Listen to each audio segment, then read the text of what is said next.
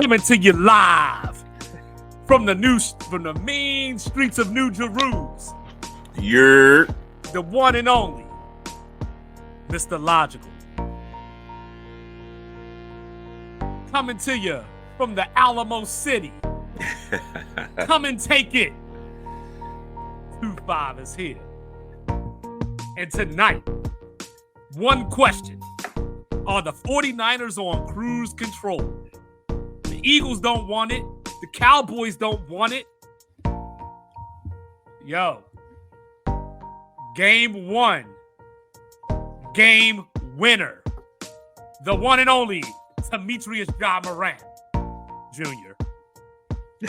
He's back. So they say. Freedom of jail. Clips inserted. A baby's being born. The same time a man is murdered. The beginning and end. Draymond out of here. Ja in. We got our degenerates, baby. The league is back. But yo, of course, we always start the show off with this thing, and it's called Get It Off My Chest. And it's now. Told you, y'all gotta bear with me. I'm using my finger now. I ain't got no keyboard. Here we go. Keyboard, so we grind it down. There you go. So you want to start off, or you want to start off? You know what? I'll start it off because mine is. I'm gonna be fired up on mine. I'm gonna be fired up on mine. I'm keeping it. Mine involves a little bit of comedy, a little bit of fuckery. So let's just do this. So, all right. So, as we all know, college football season is over. We're in bowl season now. So Saturday we had 6 games to get us started. Yesterday, my Hilltoppers came back from 28-0 on Mr. Logical's Old Dominion Monarchs. Came back 28-0. Came back to win. So, but I've been in Norfolk 4 times. I want to talk about a game from Saturday. The New Mexico Bowl, Fresno State and New Mexico State. So, New Mexico State plays in Las Cruces, New Mexico. The University of New Mexico plays in Albuquerque. The New Mexico Bowl is in Albuquerque. Follow me now. So, practice. You're in the indoor facility. You're doing your thing. So, quarterback of New Mexico State, Diego Pavia, Albuquerque native, by the way, pisses all over the logo at midfield. Which led the New Mexico AD to lock him out. You can't practice here no more if that's how you're going to treat our facilities. Now, according to rumors, Coach Jerry Kill, and shout out to New Mexico State because, they went into Jordan-Hare and beat Auburn. Same team, Bama needed the 4th and 31 to beat, but, neither here nor there. Just had to bring that up. Had to bring it up. I had to bring it up. Yeah. So, quotation marks. So Coach Jerry Kill, rumor is he made Diego clean a bunch of toilets with a toothbrush. I hope it's true. I hope it's fucking true. I hope it's true because that little shit is going to go over here pissing on other people's properties. And you know what? I'm all for the fuckery. I'm all for the pettiness. It's a rivalry. Steal some stuff. Steal the Lobo. Well, I don't know if you're going to steal a Lobo. Rip something off the wall, steal a painting, steal a trophy. Yeah. Go take the dean's favorite. Go take the dean's favorite chess set or something. Take the dean's parking spot, sign or something. Take the dean's wife. You know what I'm saying? So, that escalated quickly. So then after the game, Jerry Kill, comes to the mic after Fresno State put a 37-10 mollywop on the Aggies. Jerry Kill comes to the microphone and says what the New Mexico AD did was, quote, chicken shit, unquote. Now, I look at this one of 2 ways. It's a rivalry. So if I can be petty and lock you out the facility, so be it. But you ain't going to come piss on my property and then expect me to let you back in. Like you letting people come in your house, steal your favorite necklace, and you going to let them back in the house and forgive them? No. I said metaphorically, like, don't piss in my pocket and tell me it's random. You legit piss on literally pissing emblem on the logo. So, what I mean? Stay out. Yeah, so I just thought that was funny because I love rivalry. I love sports. That's just a whole different level. They took it right there. Yo, that's nuts. Like, I'm not understanding the whole. I get rivalries. Ooh, okay, getting dunked on like that, percent. Uh, but that's just childish. Like, I don't. I won't say I don't understand be like childish behavior because I did 22 years in the military and I've been. He got another dunk. He has 2 dunks this year. It's probably more dunks than Steph has all year. Uh, so I understand like the like that bravado and that that sometimes misguided masculine energy that you need to do dumb stuff. I get it. We all did it. I remember I was in tech school. They destroyed my room on my birthday, put all kinds of stuff in it, toilet paper, mops, buckets, all kinds of just random stuff, and made me clean it up. It is what it is. But no one peed on anything. I don't understand why people go to that. Like, I I mean, don't I'm under. pretty sure I peed all over Kunsan, Oh, but I definitely did that for sure. I woke up in our community kitchen one time in my Hanes boxers, like, I got to get my life together. yeah, that's Korea taught me I had to get my life together too because I got into a fight and I lost to the towel. You know what I'm saying? I woke up. All I know is I punched my locker because I was drunk. I punched my locker. I woke up.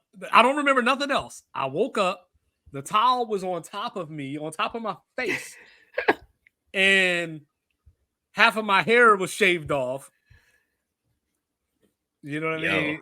I did. Like, My thing was like, my room would just smell like pig pie and chicken teriyaki every Saturday morning. And like, remember we had the push codes in our dorm, yep, yep. so no one could get in my room. So one day they came to get me, like that Saturday, like they wanted to go back out. I'm still hurting from Friday, and then all of a sudden they're knocking at the door. I'm like, if I don't get up, they won't, you know, they won't think I'm here. They think I'm asleep. I'm watching Grey's Anatomy. I got the DVDs from the library, and my door opens up. I'm like, how the fuck you get in here? And he was like, shout out to Ramos. He's a pilot now. He was like, you gave me the code last night when I had to bring you back to your room. I'm like, well, I can't make it. I ain't been out of this bed all day. I've been snacking on this 2 slices of pig pie that I have in this container of chicken Yo, teriyaki. I punched a stop sign that night. Everything, like it was all kinds of stuff going on up in Korea that night. Oh, remember the night they made us clean up because those dudes was sitting on the roof throwing beer bottles at the police? Yep. I had been good for like a month. Like, I hadn't been like crazy drunk. But Besides I the fact that was, they made us wait 14 days before we could drink anyway. yeah, so I didn't wait that. Oh. I was getting it in. Y'all had that rule, not in MXS. Or Okay. yeah, we were getting it in. I was drinking off the rip. I had a problem the first weekend I was in Korea. It set the tone for our 7 months. I had an issue, not necessarily issue, but I had an issue with somebody for like the first 5 months. Either Yeah. a fight, an argument, getting pushed out of a hooch, getting kicked out of a hooch. We're writing on the walls, and it was crazy. Stay away But from the grape soju. But Joe, let's Mountain Dew and soju. let's So get stay this right. focused. Stay Get it off my focused. chest. Get off my chest. I was getting a lot of stuff from my chest in Korea, but yes. But yeah, so my get off my chest is it's one that I talk about. I'm really passionate about like youth sports and the development of youth athletes and just that relationship between adult mentors, being coaches, referees, administrators, teachers, and other people's children. Yes, you get other people's kids all day long, either through sport, through academics, through uh, academic programs. Like I said, my favorite teacher, Diane Zawadzki, she's still teaching down in Mitchell High School in Newport News, Virginia. Shout out. Uh, Miss Morton, my history teacher when I was a sophomore in high school. Like these people like inspired me to be who I am today. Like she really put me in a position where I could put my natural abilities that transition. Like I transitioned, use that throughout the Air Force. Public speaking, ability to lead a group, ability to formulate a group and be in charge of this group, the ability to go on these. I used to go on these conferences, things like that. So I think the teacher, because I didn't play sports, so the teacher, administrator, coach, kid relationship is so important. My son's freshman basketball team had 3 games in the last like 5 days, or in a 5 day span, essentially 5, 6 days. One game, the referee would call a foul, and he would take the player he called a foul on, and say, "This is why I called it. When you reached, you got a body, or you hit him across the arm. If you keep your feet moving, I won't call that." Boom. You got a foul on like a follow through trying to get the block. He's like, "I like your aggressiveness on the block, but if you follow through and you miss the ball, the only thing you're gonna hit is the person's body. You're gonna hit the arm, you're gonna hit the face at the rim. I'm gonna call it. If you travel and you did like a little move, he'd pull you to this, like literally before he would inbound the ball, he would say, "Hey, this is why I called it." Then we had a game where there was a referee that was acting as if he had no ability to communicate with the players. It was like, you're the ref. If something is bothering you, you want to set the tone, just be like, "Yo, hey, listen, before that ball gets inbounded, I don't like the bumps. I don't like you bumping on a player. I don't like, sometimes guys like to get into a player, you lean into him. I don't like that. Keep the distance, play the man, don't play on him." He would scream, "Hands off."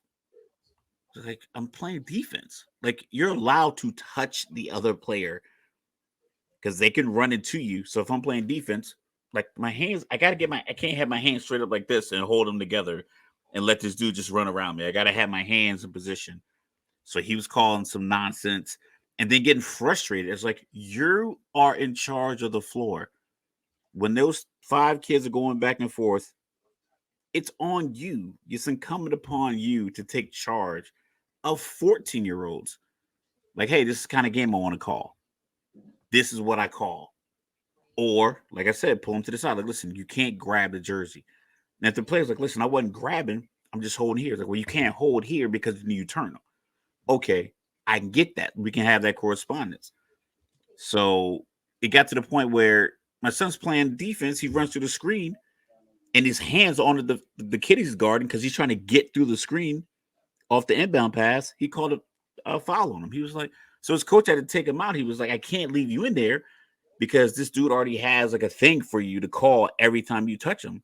And it just was like, he just ruined the flow. He's pouting. I'm like, why are you have a beard? You're a grown man with the beard. And you're literally pouting. Like, I'll talk to other parents. I'm like, why is this dude pouting on the floor? So then we had the game last night. It's 5 fouls for a kid to foul out in the game. 6 of our players fouled out in a 32-minute freshman basketball game, 8-minute quarters. 6 kids fouled out. So that's 30 foul calls in 32 minutes. Not to mention like any other fouls that weren't on them. So we played, I think they played 11 kids out of our 12. At the end of the game, so this is what happened. So it was like a minute 20 left. We're on the rest. Like, the parents on each side, the coaches, everybody. The referee sent all the players off the floor. I'm like, this is your fault. And I was telling them, my son was telling me, like, "Dad, shut up." I'm like, all right, I'm trying. But like, I hate inadequate leadership. Just because you're in a position, you need to operate like, "Hey, I respect the position. Let me get it right." First play of the game, you calling a hold on defense. It's like, you got to let the tone play out. You can't set it with foul calls because it's like, at 7 minutes left in the first quarter, I looked at one of the parents behind me and was like, this is going to be the longest game of the season because they had already called 4 fouls. I think 3 on our team and maybe 1 on their team at 1 minute into the game. You've already called 4 fouls. Right. I'm like, you didn't even let these kids get up and down the court 2 times without a foul. So then the other coach, they're benefiting from it. They're up like 20-9. They're all clapping and happy. So our coach is a young guy. And I think I don't know if they weren't respecting this because he was like a younger guy. And he was like, "Yo, what are you doing? you missed a technical foul because like one kid stomped on our kid. He's like, you're calling all these dumb fouls, but when you get kids on the free throw line, you got to get kids on the floor whistling and clapping. Can't do that. You got a kid on a jump ball laying on top of our kid holding the ball. We call a timeout. They ready to call a jump ball. He's like, he's on top of him. You can't lay on top of him. He's like, then he got up and stumped on him. He's like, how did you not call that? Then it was a taunting call that they missed to happen right in front of the ref. He's like, he pulled it like when the players came off. He's like, yo, you're calling all these fouls and you're missing all this obvious stuff. And then you wonder why people are getting out of hand. So what they do last minute of the game, they probably call. No, they just kept calling fouls, even stuff that wasn't a foul. So the other coach is upset because we started getting foul calls. I'm like, yo, you can't be upset because you benefited from it the whole first half. One kid shot like 26 free throws. One kid on the team, 26 free throws at least.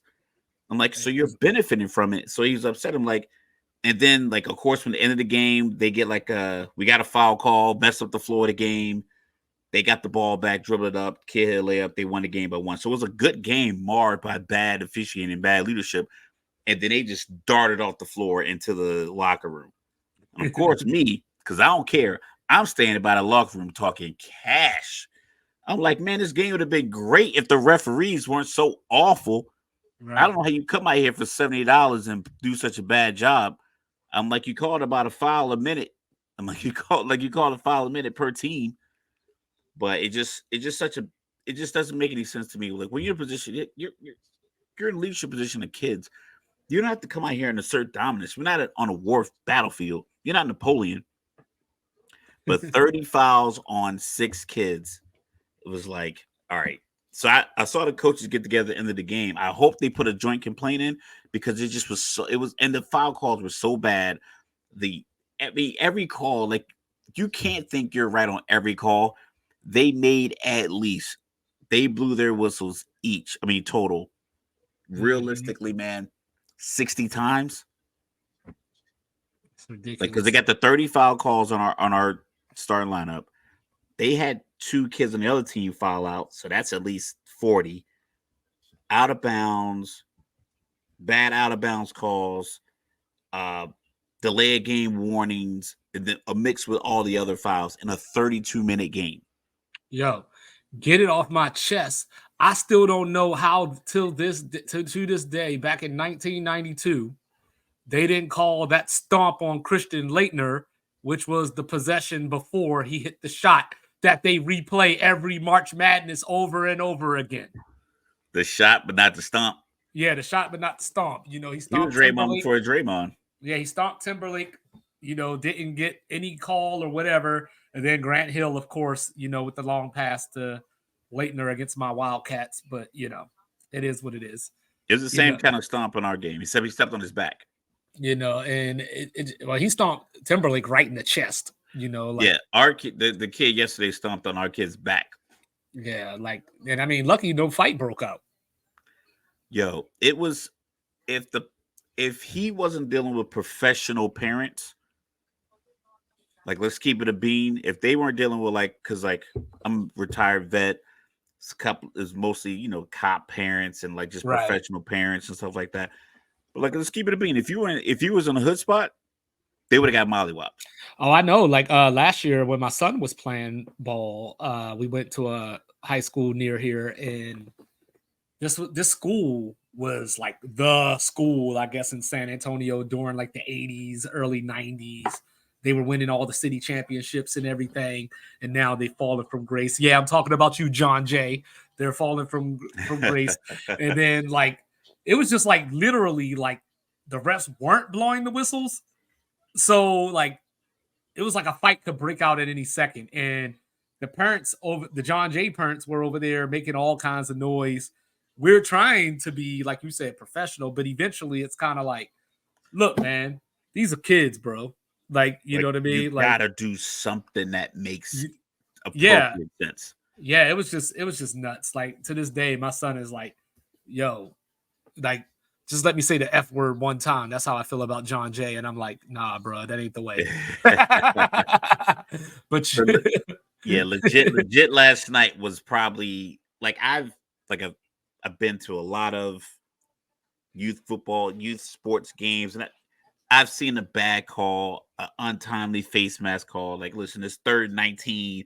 They get the sack in the backfield, and it's like, oh, face mask. Like, come on, man. Like that dude was getting piled on by 3 kids, and the last kid came in and touched his face mask. That play's over. Right. He didn't use the face mask to make the tackles. Like, he's getting gang tackled in one hand, the face mask. That's a BS call. But last night I was like, yo, you guys are butchering this. On top of the bad calls you're gonna make anyway, the missed calls, the like one call, like the kid jumped straight up to tip the ball up for a rebound. They called a push. I'm like, he's over him, and it's right in front of me, and another parent is like, I get it that our kids is against our team, but if 5 people see it simultaneously, you ever been like at a pickup game and somebody on the other team travels and 3 guys on your team call it at the same time from different vantage points, and the dude argues? I always say, like, listen, dog, how did 3 people say it and call it at the same time? And you say all you didn't different angles, all different angles, and we all call it simultaneously. Like maybe if you was 6'11" like Giannis, it wouldn't have been a travel. He travels every time. Yeah, I know. That's the way we is. Just speaking of another guy that travels all the time.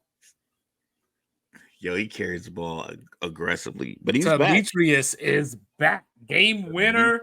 What a way to come back and give the middle finger to the league. You know, like you need most points by game. A guy's missed 25 straight games in NBA history. Yeah, 34 points, 34, 6 and 8. You know, 14 in the fourth quarter, 27 in the second half. Ja Morant, ladies and gentlemen, and you know it's one of those things, right? Because you know, like I was saying earlier, 2-5 daily. It's easy to argue. Should he have been suspended for 25 games? I still think no. I still think no too. Did he do anything egregious enough that warranted? You know, now so. But what I did say was, when you're in the public eye, you know, there's just certain rules you have to abide by. There's certain things that you can't do. You can't be flashing the money in the strip club. I don't care about it, but it's just, you know, you can't do whatever you want to do. That's legal. If you just can't be flashing the guns on the highway, you can't be bringing the gun across anybody. No, it is legal. I agree with you, but I'm just saying that when you're when you're the face of a franchise, when you're a superstar, when you're recognizable by just about everybody in the world, if you're running for president, you can't do it. And NBA, you should be able to do whatever you want. I don't represent the league. I represent my check and my name. And you just happen to be a young black man that people want to make sure they keep in check, or they keep tabs on, or they keep, you know, like there's just a certain way that you have to move. Now, if you want to beat up the dude at Foot Locker or Finish Line or whatever it was, you got security for that. You know what I'm saying? This little dude threw the basketball at your face. They got goons. You got goons. His behavior is ridiculous. When's the last time you've been in a fist fight as an adult? I was 22. And he was about that age. Yeah, I was 22. Right? You know, I was asleep. I was drunk. I was asleep. I heard a loud thud. I woke up, and that thud was the 6'1" guy throwing down my 5'4" friend. So, you know, I came in Stone Cold Steve Austin, come in with the punch. He moved out the way. I broke the the day room window. Yeah, it was a whole situation. You know what I mean? But the point was, I wasn't famous though. That don't make it right. But I wasn't famous, you know. So like when you're Ja Morant and you're punching a 17-year-old repeatedly in the face over a basketball game, there ain't much I could say. There's no defending. Like, you allegedly. I mean, I get it, right? No, I get it. We're all human, right? No, I get it. We're all human, right? Like this is what I hate about society. I hate when society says, how could somebody do that? Like, you would have done it too if you were in that situation. You've just been fortunate enough not to be in that situation. Right? Yeah. Like in my 2-5 is going to get us canceled moment of the week. You know, back when I was going to anger management, there was this Marine in there. There was a Marine in there and he was in there because he punched his pregnant wife. So they sent him to anger management. So I said, time out. I said, I don't want to defend nobody, but I feel like we need a little bit more context here. And the lady, she said, there's no context that allows a man to hit a woman or to hit a pregnant. I said, what happened? So he was deployed for a year. He came home and his wife was 3 months pregnant. So I told her, he don't belong in here. He don't belong in here. He fucked up. Don't get me wrong. But he don't belong in here because I think a lot of people would have did what he did. Like, I'm not saying that it's right. I'm not saying that he should have did it. I'm just saying that when you play with somebody's emotions on that type of level, you just don't know what the reaction is going to be, what I'm going through in a moment, and all that stuff goes out the window. So with Ja Morant, I was I was listening to Stat Bundles the other day. Rest in peace, Stat Bundles, my favorite rapper, all that stuff. He said, like, I don't get my hands dirty because it just weakens my chain of command. You know what I'm saying? So, like, Ja, there ain't no reason for you to be out here putting your hands on anybody that is not directly threatening your life or something along those lines. Yeah, I saw something the other day. I think it might have been yesterday. It was like a mashup clip of young, like, black athletes. I believe it was one player was DeJounte Murray, and I think I want to focus on him because I think he's in the same age range, celebrity status as Ja. And what he said, this was an interview when he was on the All the Smoke podcast, Steven Jackson, Matt Barnes, yeah. And he said, I don't go out. Like, I don't go, I'm not here. He's like, I'm chilling. Like, when people, I don't go out. I don't do all that part of the NBA lifestyle. And I think about guys like Ja and the individual that was with him in the car on Instagram Live when he flashed the gun that reportedly, allegedly was a lighter. He was also with him in the 17-year-old basketball, scuffle, allegedly. Because like I said, factually, I don't know. Well, don't forget, there was the thing where they played the Pacers and people thought somebody flashed the gun on laser beams, allegedly. Yeah. Once again, allegedly. Can't right. I got a degree in criminal justice. It's in the drawer. I can show it to you later. But allegedly. But just factually, you have to, when people come around you and they're going to be part of your circle, yeah. If I'm making hundreds of $millions as a basketball player, the likelihood that my whole entourage are going to be full of people in that same financial or professional wavelength is unlikely. You're probably not going to hang with a bunch of guys like DeJounte Murray. You're probably not going to hang with a bunch of guys like Jason Tatum. You're going to have your crew that you grew up with. You got to really let them know, dog, I can't be in this stuff. So you got to keep your emotions in check. I remember going out with guys that I knew liked to fight when I was stationed in Germany. There's a lot of guys like to fight overseas for some reason. Like, these European police don't play the nonsense. They're not like American police, will come through and security guards. But I'm like, these European police, they'll beat the hell out of you with no investigation. You'll just show up cuffed and beat up. Like, they told us when we went to Spain. So I knew a lot of guys like to fight. I went to a lot of clubs. So guys like, yo, heard you know how to get to this club or whatever. You got to connect here. I'm like, yo, my man got to connect there. But yo, you can't be on that fighting shit when we out here. Because if you roll in there with us, they know I'm in there all the time.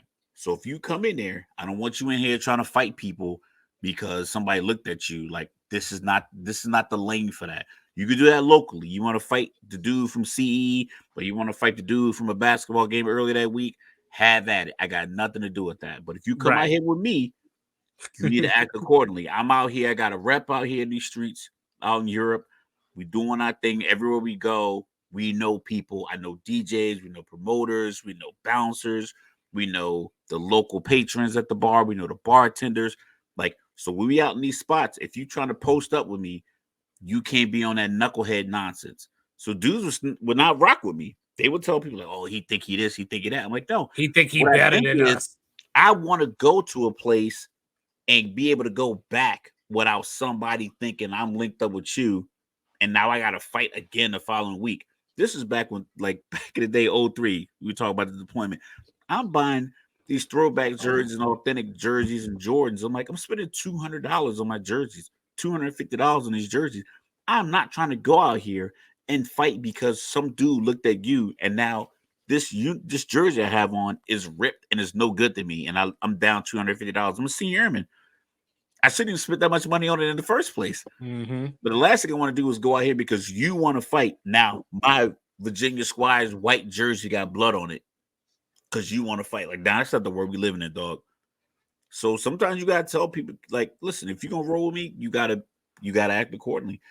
Like, there's no reason to be on Instagram Live. Why he riding through the city, like letting people know where he is? Well, this is a guy that was 2 years ago probably in the MVP conversation. And last year, without all the suspensions, he's probably first team All NBA. And the way he played tonight, he probably would be in that same conversation. Yeah, but Memphis he can't. Probably would have won the end season tournament and hung a banner or something. Who knows? Yeah. So who knows? But that's the thing, is that these are the things. So it's not that you're hurting other people; you're hurting yourself. So that's first and foremost. Is that you got to take care of you because nobody else will. You're out here screwing yourself out of who knows probably how much money, because there's incentives in these contracts that if you make first team All NBA or this and that, you get X amount of dollars. He has a Hulu Plays Live Sports commercial right now if he doesn't get suspended. Yeah, that's what I'm saying. He has a Gatorade or Powerade deal. Like they gave him I shouldn't say they gave him, but he was the new face after they took the shoes away from Kyrie. Yo, they had a whole pop-up because, like I said, I went to Utah in February for the All-Star game weekend. They had a pop-up downtown Salt Lake City for his shoe. They were charging $400 for his shoe because that's Swarovski crystals or something on it. It's honestly, like, let's keep it 100. It's something that it's problematic in the Black community. This idea that I came from this, I got to bring everybody with me. No, you don't. No, you don't. You don't. You don't have to. And I know it might come off as harsh, but everybody can't come. Like my dad told me one time, we were having a conversation. He's like, "Listen, so you got 5 seatbelts in that car. That's it. Everybody can't fit. Everybody can't roll. You got 5 seatbelts. That's the most you can take in any given voyage in a vehicle. If you got 5 seats, you got 5 seatbelts. Everybody can't come with you." Because he was telling me to not get stationed at Langley because I wanted to get stationed back in Virginia when I joined the Air Force. Got to get away from Virginia. He was like, "Don't do that." He's like, "All you're gonna do is get in trouble." And luckily, I had my aircraft wasn't the aircraft I first assigned to was F-16. It wasn't at Langley. But I was telling him, like, yo, if I would have gotten F-15s, I could have been in Langley. First thing he said was, "Don't do that. Like, don't come back here." Shit, I already been divorced twice. Don't send me to Andrews. Yes. No, I'm saying, so he just was like, but that's the thing. And I understand, like, we have most Black people, I'm not disparaging any other cultures. I'm pretty sure every culture has their family. But Black people have a different, like, view of family sometimes. Like, sometimes it just be your cousin, or it could be your mom's friend's kid, and you're like, "That's my cousin." Mm-hmm. So now you bringing this person along, they might not have the same values as you that you got directly from your mother because this is your mother's friend's kid. There's levels to it. Mm-hmm.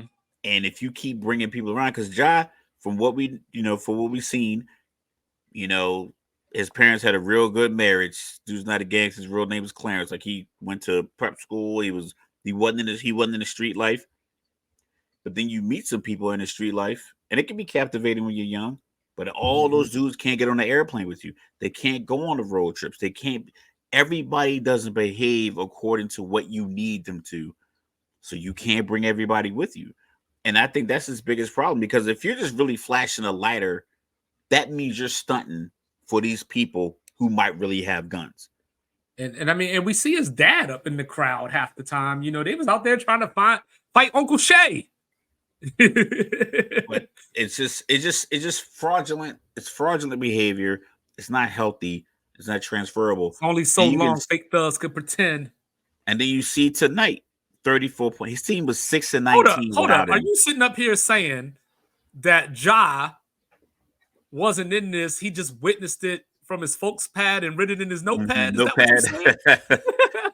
Scribbled in your notepad and created your life. But if you think about it realistically, they were down. I think by the time you and I started our pre-meeting, they were down double digits. Well, they were down 20 before we even started talking at all. Like, at halftime. They were down 60 to 39. Yeah. Yeah, and like so I was sending you the invite and everything, and then I went downstairs, like played with the kids for a second, came back upstairs. It was like an 8-point game. Like just by that quick. the time I got up, I pulled the place. I got the iPad here, plugged it up, watching the game. It was 60 to 39, getting everything set up, get my little meal in. And I came back and I looked and they were down 8. I was like, okay, but think about it. His team's not 6-19 if he's playing those 25 games. Right. They're probably more like they had injuries. 17-8 or 19-6. And they had injuries as well because Marcus Smart has the strained foot. Kennard's been out. Adams hadn't even played this season. He's out for the season. But none of those guys played tonight, and he dropped 34 points in a game winner. Yeah, so being down 20. So Desmond Bain out here averaging 25 points. That's MVP type stuff. So, but you got to keep it. You got to keep it a beam with the people in your circle. Like, yo, you can't. And that's another thing is like when he got the red light on him, he got the target on him. If somebody would have looked at him like, listen, man, just lay low. You want to have the strippers? You want to just rent a nice Airbnb? We'll link up with a few of them on Instagram. Have them come over. We'll have a party here at the crib because you're throwing your own money. Right. So if you want to throw $20,000 on some strippers, and we're on a road trip in Denver, just get a nice, get an Airbnb in Vail with a nice view of the mountain, and have them come out, and you can have that same party. You can stay away from Eagle. Boys. Just stay away from all the cameras and the security guards because that picture with the money all over the floor, his boys didn't put that out. The security guards at the strip club put that out. Like whoever had access to those cameras. So you can still live your life. Mm-hmm. Just got to be a little bit more wise about it. But that's the thing. You need somebody in your circle. Like I used this example the other day in a conversation. Jay-Z was talking about an interview. He was in an interview. He was talking about he was riding with Big. Him, Big, and I think maybe like Tata, somebody they were in an SUV and they rode up to a club in New York. This is before Big got shot, but this is before Reasonable Doubt really came out and Jay just was like hot in the streets. So they roll up. He said Big looked at the window and saw a couple of dudes stand out in front of the door. He saw the line. He just he got a vibe from it and was like, man, I'm not going in there. Jay said, looked at him like, you crazy? Like, we going in there. He's like, man, y'all have a good one. So him and Tata like hopped out of the truck. They went in, Big left. But Big had already kind of been on the scene for a little bit. And he understood, like, I don't like this. I don't like the people at the door. I don't like the way it looks. So I'm going to go ahead and slide. Ja needs somebody in his corner that says, listen, dog, you go to the Airbnb. We'll chop it up. We'll get the caravan. We'll bring back some entertainment. That way you can just kind of chill. Because he did the stripper thing after he was already under scrutiny. Yeah, and then there was the whole how that gun get from Memphis to Denver thing.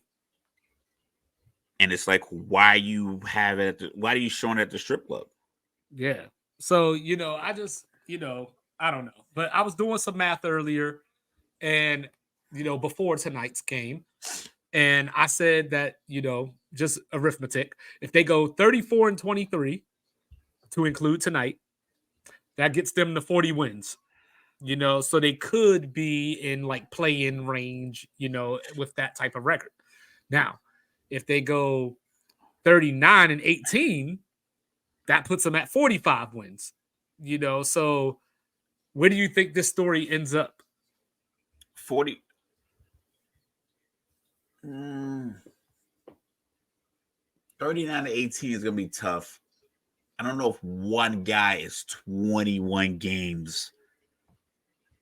I don't.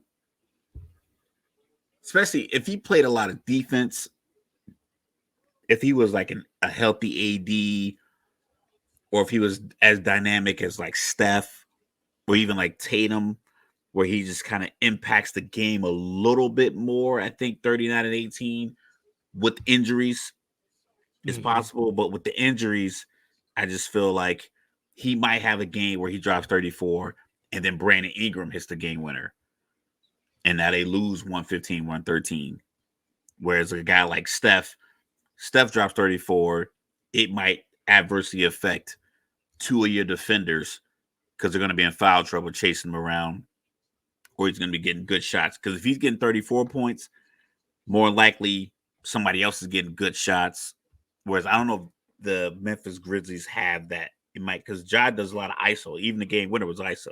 Like his last few drives, it wasn't like a lot of pick and pop.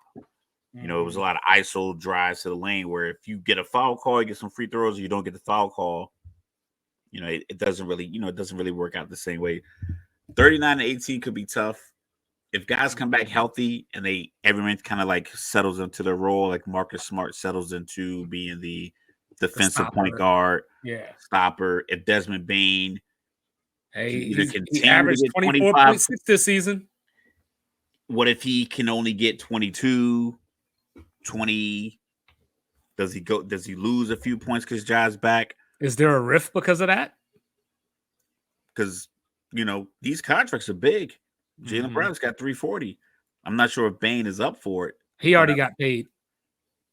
But if you go back-to-back years averaging 25 points, let me double check that. That makes you a bit of a commodity. Yeah, he got 5 years, 207. Back in, I think that was this year actually, or calendar year 2023 or 2022. Yeah, 2023. Okay. Yeah, so he's just kicking in. So without Dylan Brooks there, the thought, I guess, coming into the season was, hey, this guy that plays half-ass but talks a lot is gone. So now we can get a Marcus Smart who's just like him, but more seasoned, more result. been in championship scenarios, so maybe we bring that from a leadership. And also, I don't know the dynamics of the Memphis locker room, but I know, if nothing else, Marcus Smart will talk at Ja Morant. There ain't going to be no, oh, Ja said, or that's what Ja feels. Marcus Smart's going to be like, so? Yeah, we're not staying the extra night in Sacramento so you can hit this party. We going, we flying down to LA, we checking into our hotel. Whereas obviously Derrick Rose. We got 2 games. We got a Clippers-Lakers game Saturday and Tuesday. So we like Derrick Rose has that night. Derrick Rose has the cachet to do that and have that conversation, but Derrick Rose isn't the player that he was, so Marcus Smart, not saying that he's an all-star or anything like that, but hey, he won Defensive Player of the Year 2 years ago. Yeah. While playing point guard. And he was in NBA Finals. Yeah, so first of all, back up, young man. I was you at one point in my life when I ran into the crowd to attack a fan. No, that fan deserved it. That fan. That fan definitely deserved it. Yeah, but I'm just saying. Around and found out. But I'm just saying, Marcus Smart, I think, has that personality and a little bit of cachet to where he can say, "Nah, John." Dare I say that moxie? That's the new shot. Take a shot, Chris. I know you listening. You could say that moxie. When I did my Oregon State, Washington State video earlier, I did say Palouse like 3 or 4 times. Yeah. But drunk if that's the game. But like, I think that 34 and 23 is doable, once they get the squad back, like once Kennard's back, once Smart is back, 34 and 23, because Kennard will get better looks with Ja back. Marcus Smart will take the dumbass shots that Dylan Brooks used to take, but he might hit more of them. Bain, is already, like I said, averaging just about 25 points a game. It would be nice to get Steven Adams back, but since that's not going to happen, Jaren Jackson has to take that leap. He has to take another leap if Memphis is going to make a playoff run. They might be too far in the hole, because right now, I mentioned they're 6-19. That's tied with the likes of the Portland Trailblazers, by the way.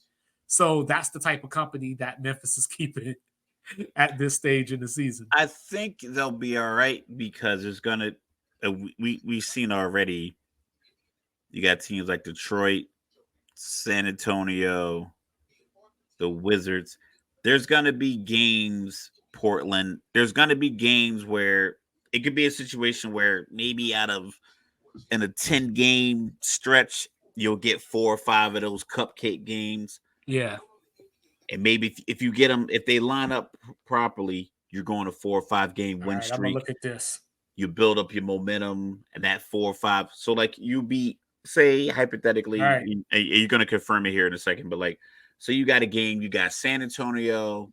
So you got they actually don't have a bad schedule looking at this. So I'm gonna just go through up until I'll go until January 7th. Okay, that's what 15. So, let's see, 12 games. 2, 6, 8. It's about 10 games. About 10 games. All right. All right. So I'm gonna go win loss based off just no research, just based off what we know. So Thursday, they get the Pacers at home, and Miles Turner is injured. I'm not sure serious or not. Okay. We could call that a win. We'll call that okay. A win. All right, then they go to Atlanta. Win. Day after Christmas, they play the Pelicans again in New Orleans. That could be tough, but winnable. At Denver. That's tougher. At the Clippers. They're old, but they're getting hot. They're getting their groove. Like I said, they had a bad little streak where they weren't winning. I think they're up to like 7 or 8 games. These 8 of last time, maybe 8 straight. So then they go they home for Sacramento. That could be a win. Home for the Spurs. That's a win. Home for the Raptors. That's a win. At the Lakers. Does LeBron want to play against Ja? Does he sit out that game? And then at Phoenix. Well, yeah, I'm going to call it a win because I don't believe in Phoenix. So, yeah, they can go 7-3 their next 10, realistically. Which will put them at,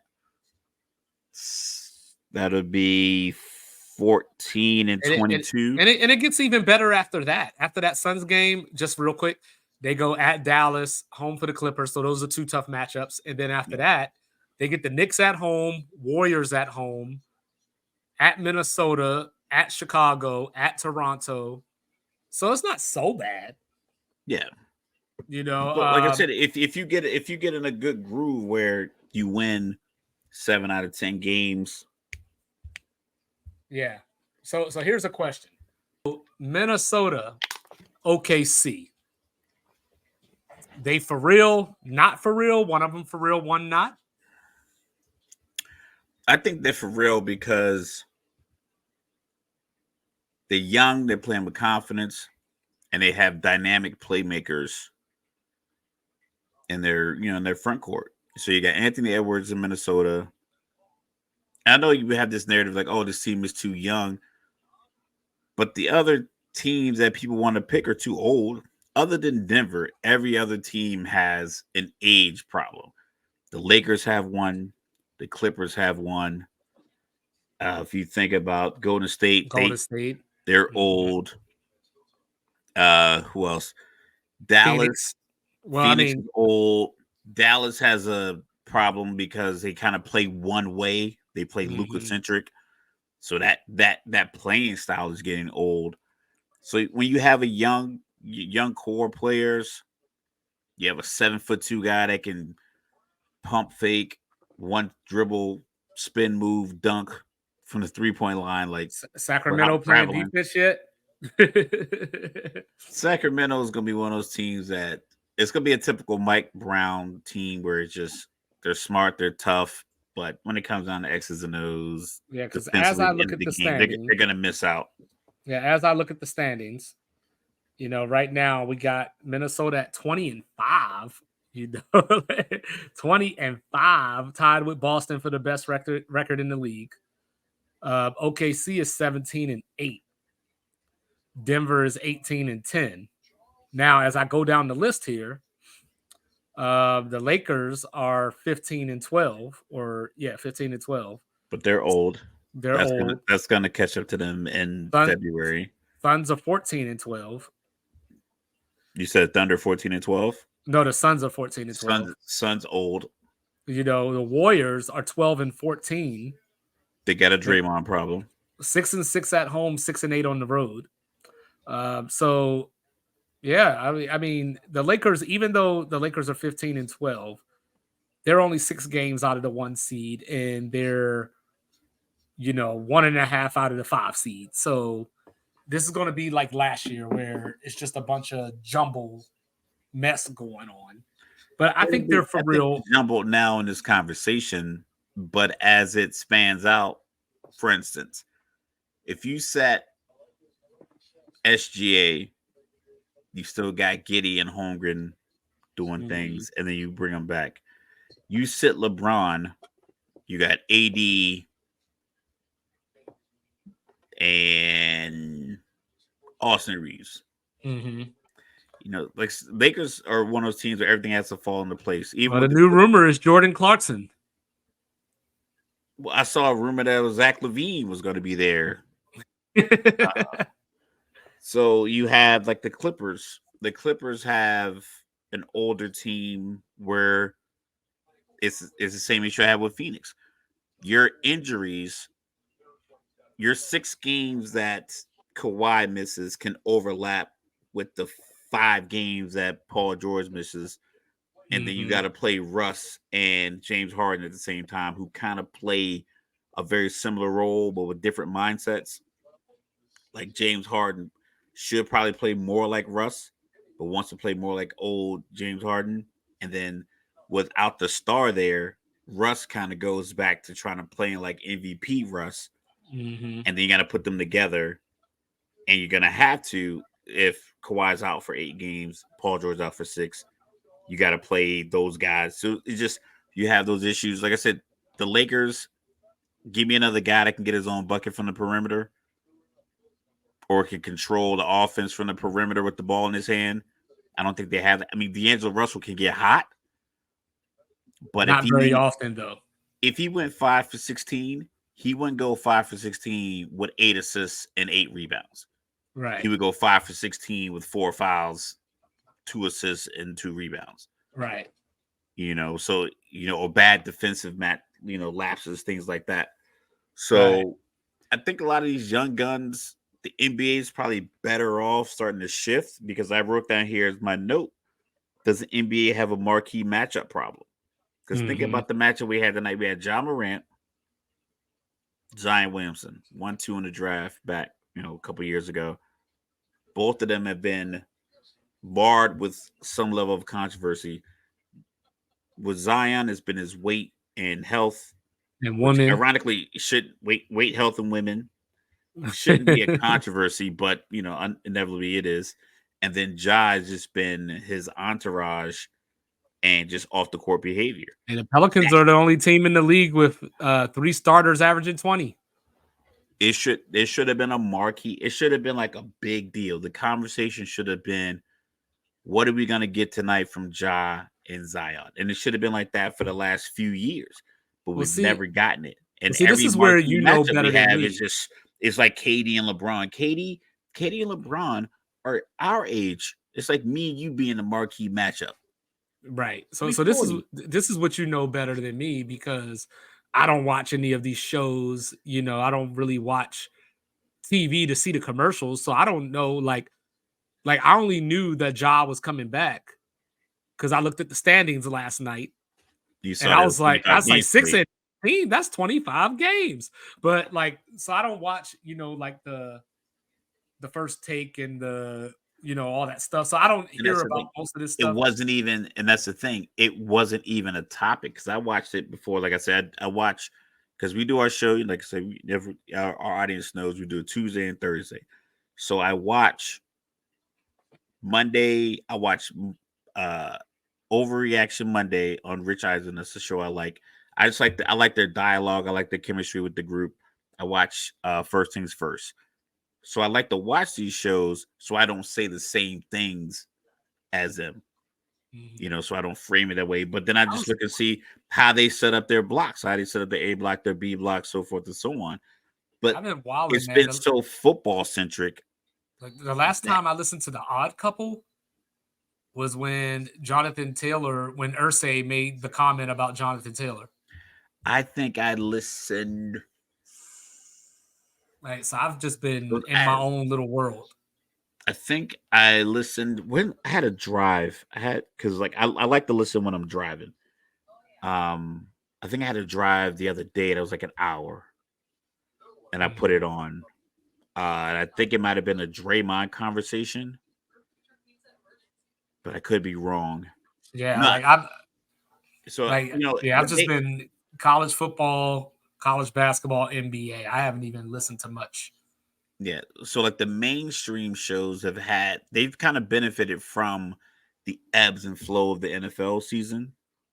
But even with that, this still should have been a conversation piece because it's former number one, number two.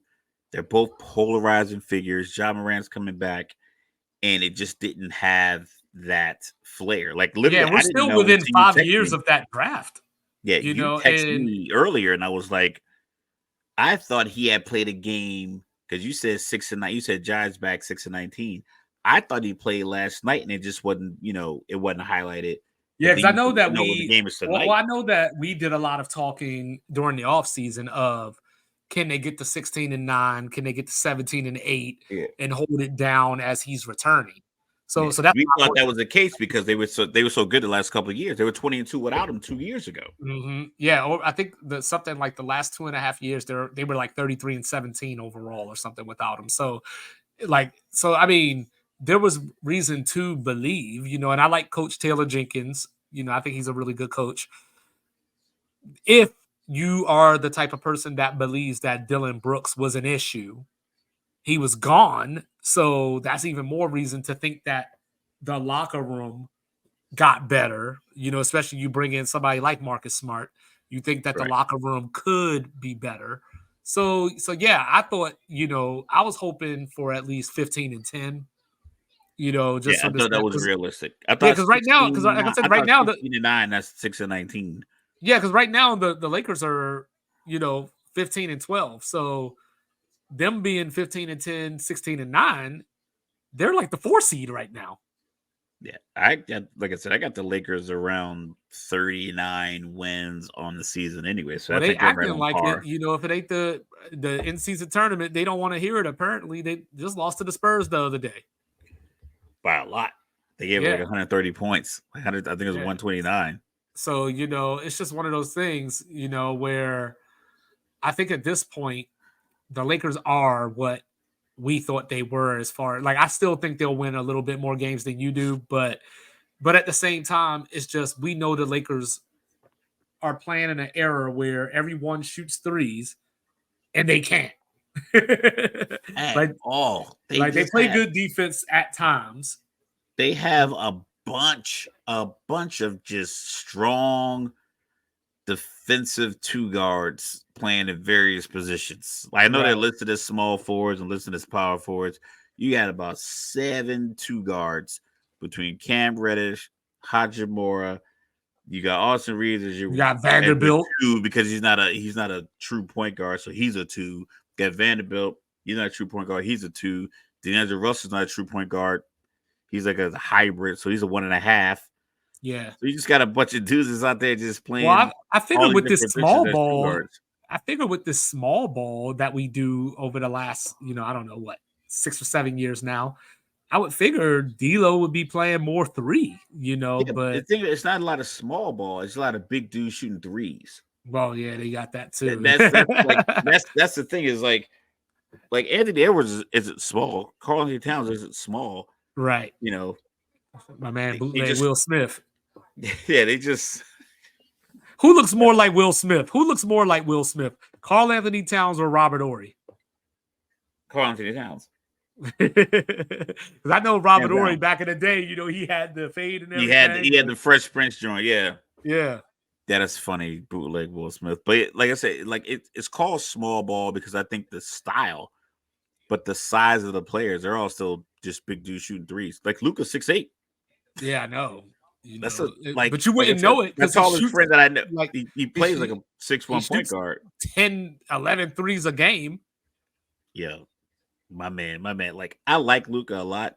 I just think he puts himself in a position where everything falls on his shoulders, or at least the way they coach it When I and the look way at they function. They make it seem like everything's on you. It's the same thing with Embiid. It's like when I look at everything's on you, and it's like Luka, you can't do everything I need the team when for the I team look to at do. Luka, I think about Kobe when he was having the conversation of James Harden's not going to win a championship like this. Like that's what I see when I see Luka. I Yeah, see a you can't. dude that's It's not a uber knock. talented, It's not but a he's going to knock, wear. but it's Yeah, like he's just going to wear himself out. even if he has all the energy in the world, it's just in a 7-game series. If I know this dude doesn't shoot, this dude never gets in a rhythm because the ball doesn't get to him because the primary ball handler dribbles the ball for 14 to 16 seconds out of the play clock. I know he's not going to get the ball in this corner. And if he But does get hey, it, he'll get 1, maybe 2 shots a game. I'm play off of him. with all that being said, they're 16-10 entering tonight. Yeah, but should they be better than 16-10 with an Well, I mean, all-world Kyrie's talent like missed that? some games recently, so I mean, we'll But see. that's the thing. Like, so the way he plays, it's not that he's not a winner. It's just these NBA coaches just kind of figure out, like, I'm gonna let you get 40, but you can get 6 assists. Yeah, he's already got more 35-point games than Dirk had. Yeah, but Dirk, it went to 2 NBA finals as a Finals MVP. Got cheated out of one of them. Yep. I mean, we could argue It but he's is what also it was the is. number 1 seed that lost to number 8. So like he was a number 1 seed in the West back in the prime years of the West. 67 and 15, yeah.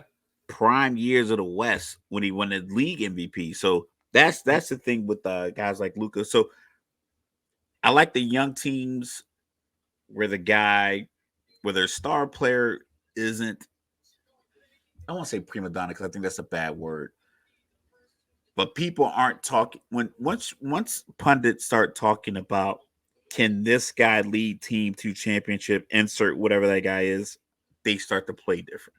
Mm-hmm. They start to play with out of the they feel that pressure of what the coach is saying. And then the coach, for instance, this game with Ja's first game back, yeah, it makes sense. Give him the ISO, let him pop. But if Taylor Jenkins wasn't an ISO kind of coach before he got to Memphis, and he got to Memphis, oh well, you got Ja. Ja's going to be the team. They're talking about him like he's going to lead Memphis to a championship, and now you adjust your basketball. Like, listen, I know right now versus this defense, this is the play will work, but because I'm coaching Ja, I got to give him the ISO in this situation. Well, it's like the whole LeBron doesn't take the last shot, he passes it or whatever they say. And then, because like Jordan started this thing, but it's like if I'm Milwaukee, I don't want Giannis taking the last shot. Unless I'm getting him unless I'm getting a pin down screen for him and he's getting the lob.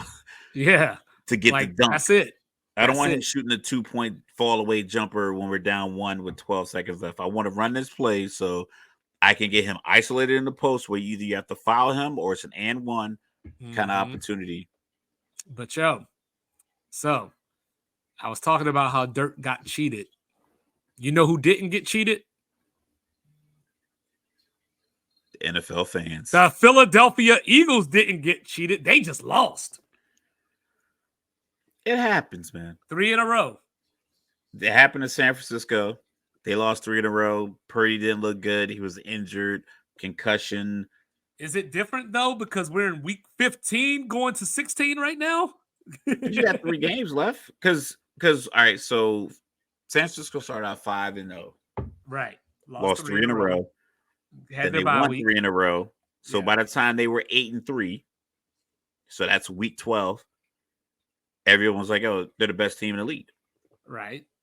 So Philly, they had their stretch. They have on film what they did poorly. It's like I'm like I said, I'm a master's program. I had a professor.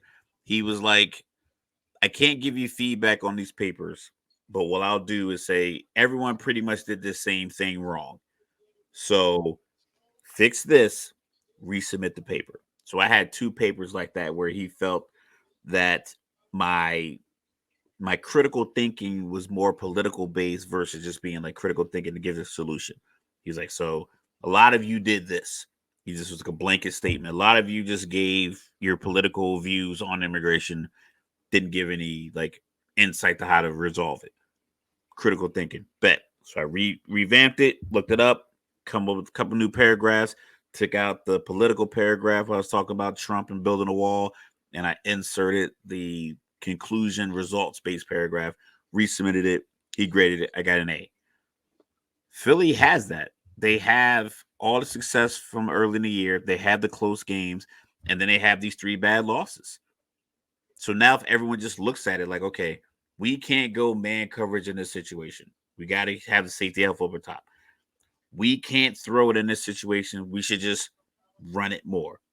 We should give Swift the ball inside the 5-yard line so he gets paid off for his hard runs. That way, later in the game, he doesn't feel X amount.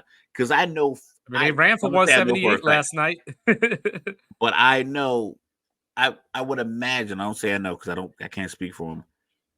He, being Swift, runs the ball down to the 1-yard line, Mm-hmm.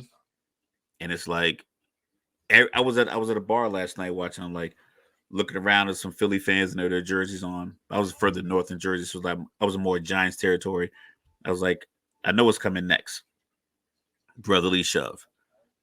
And Swift, he was there, and he took a shot from one of the corners, blitzing off the edge because they gave him a little handoff. So he's standing there. He wasn't even really pushing Jalen because Jalen's gonna just climb right over top of Kelsey. So he got blindsided by the I think by Woolen. So it's like not only did he not get the touchdown, he got hit on the play Right. where he probably should have got the ball at least once. Well, you remember earlier this season, Thursday night football, Minnesota and Philly, that happened 2 or 3 times where I think you might have had I was texting you. I was Swift. texting like, Yeah, there you go it's again. like snaking it again. I Like was it's so like I was I so don't know if upset the for him. goal. Well, I don't know if the goal is let's get Jalen the MVP. Let's get these touchdowns up, and I don't know what the Argument will be like, oh, the touchdowns are for the team. Cool. Swift is part of the team too. He right. ran it all the way down to the 1. Let him take the snap in the brotherly shove then. If that Direct play is snap. so effective, then they have the little play where they give it to him off the little sweep. I still think that play is just it reminds me a lot of like this team that plays down in South Jersey, this terrible offense that they run. They did that kind of play the whole way down the field. It was like they have like a kid, instead of having them standing straight up next to Jalen, they would have both those kids duck down and squat behind each guard. And then the quarterback would duck down and get the snap. And like they would do like fakes. So we would just push right up the middle and just push the guard on top of the running backs that were ducked down behind them. And sometimes they sneak out, but we're just holding contained with the corners that are standing there. So it's pretty awful. I mean, the play is effective. I get it. 4th and 1, 3rd and 1, middle of the field. But if a guy ran the ball down to the 1-yard line, or if AJ Brown caught the pass and he got tackled at the 1 on a 30-yard route, at least on first down, give him a shot at the fade. He was 3 feet away from a touchdown. You notice how guy gets paid. You know how this people feed off of that. Mm-hmm. You can't just keep giving everything to Jalen because when he makes a mistake, like he throws 2 interceptions, and you get a tear in that fabric, and people start tugging at that. It's like we give you all the touchdowns because I can guarantee you the passion that people have in these NFL locker rooms. Someone's looking at him, and someone probably said to him, or said to at least another teammate, he gets all the touchdowns inside the red zone. You think he would be able to throw me the ball and not throw an interception? Mm-hmm. Because it'll come out if they don't do well in the playoffs. Because we've seen a lot of teams. Remember when Pittsburgh started 11-0 a few years back, and then everyone's like, they're not a real contender. Yep, and you And saw who beat them. They lost to Cleveland. No. In the playoffs that year. Oh, I was talking about when they were 11-0. Didn't they lose like Tennessee or something like that? No, they lost to Washington, sir. I figured that was the case because you said it with a lot of chest. You said it with a lot of chest. That was the last time I was proud of them. But I think they had also played like 3 games in 14 days or something. That was the COVID year. They played like a couple of Tuesday games. Yeah, they played Baltimore on like a Wednesday or something. Yeah, and then they played on like a Friday and it was as a football fan, the COVID year was lit. Man, I was watching games all the time. I mean, even Indiana football, like even the Hoosiers, finished second in the East. So it was, So, but I think Philly, I think they'll figure it out just because the way they play offense and defense travels. They run the ball weird. Well. They went up 10-0, and they were playing against Drew Lock. And Drew Lock's like an NFL quarterback. I mean, in name, yeah.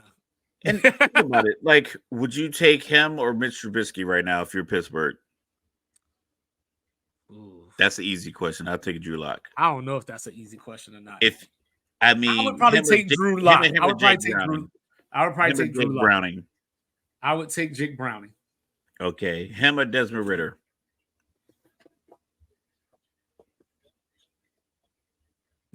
I would take him. Him or Zach Wilson. Him. Not that he is him, but yeah, I would take him. So who else? Who else has him or Sam Howell? Sam Howell. I just wanted to throw that in there.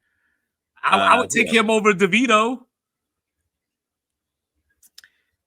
As far as like the talent, maybe, but I think the Giants have such a buzz. I think the buzz outweighs. Like if Drew Lock was available after Tommy, the buzz is more. But I think the buzz is more just hype. It's the fantasy story because he grew up across from the stadium and he's Italian and he's New York through and through. Chicken Cutlass. Like it's nothing to do with football. It's nothing to do with football. Chicken Cutlass probably gone up 300% in sales the last few weeks in this environment. Yep. And then, so speaking of which, I mean, we're not doing picks tonight, but that's who Philly gets on Christmas Day. They're going up against DeVito, So, man, Italians love Christmas. Yeah. So Philly, how they gonna eat though? How they gonna eat on Christmas Eve? You come in the game bloated, too many chicken cutlets, too much cacciatore. So too much rigatoni. So is San Francisco on cruise control right now? San Francisco is basically riding Pegasus to the Super Bowl at this point. Because I see no NFC opponent that can beat them. Because if I remember correctly, should be MVP, but Purdy's probably going to get the votes. Because if I remember correctly, there was somebody on this show that talked about the momentum that the Bills had built, and they took it out. Insufferable. That man, Josh Allen, for one, that streak is over. He didn't throw a pick. Yeah, he didn't throw a pick. He didn't throw for 100 yards either. He threw 15 passes, completed 94 yards. James Cook, because I told Mr. Logical that Buffalo can run the football. And James Cook, I didn't believe it at all. 25 carries, 180 yards. And he ran a route out of the backfield and got a touchdown. Yeah, Klay Thompson is done. So this is the problem. This is the Buffalo that I knew was in there all along. The problem is they may have waited too late. It might not make the playoffs now. 8-6, 11-6 though? But it depends, because right now, The Who else Colts, is like going to we go went through 11 and this. 6 Remember, we though? talked about this earlier. The Colts are in if it was today, but the Texans are still ahead of the Bills right now as well. You know what I mean? So the good news for Buffalo is Well, that who's those more two likely to teams. go 11 and 6? The Colts, Texans, or Buffalo at this point? At this point in Well, the season right now. if you look at the schedule, I'm looking. I would I'm say the listening. Colts. The Colts are 8 and 6 right now. Yes. So you got them winning 3 straight games. No, I don't got them. I'm not saying Like, that. that's what I'm saying. So like Like Buffalo has a chance but look at that because but they look at only that. have 6 losses. At I 7 know, losses, I no, would but be check it like, out. Check it out. 11 and 6 Buffalo So seems looking at more this. realistic. So looking at this. So the Colts, they play Atlanta this week. That's a Taylor win. Heineke down in the compressor. Then they play Vegas at home. And then they close with Tennessee at home. I'm sorry, Houston at home. So Houston, we talked about, has Cleveland this week, which is going to be tough, even though it's at home.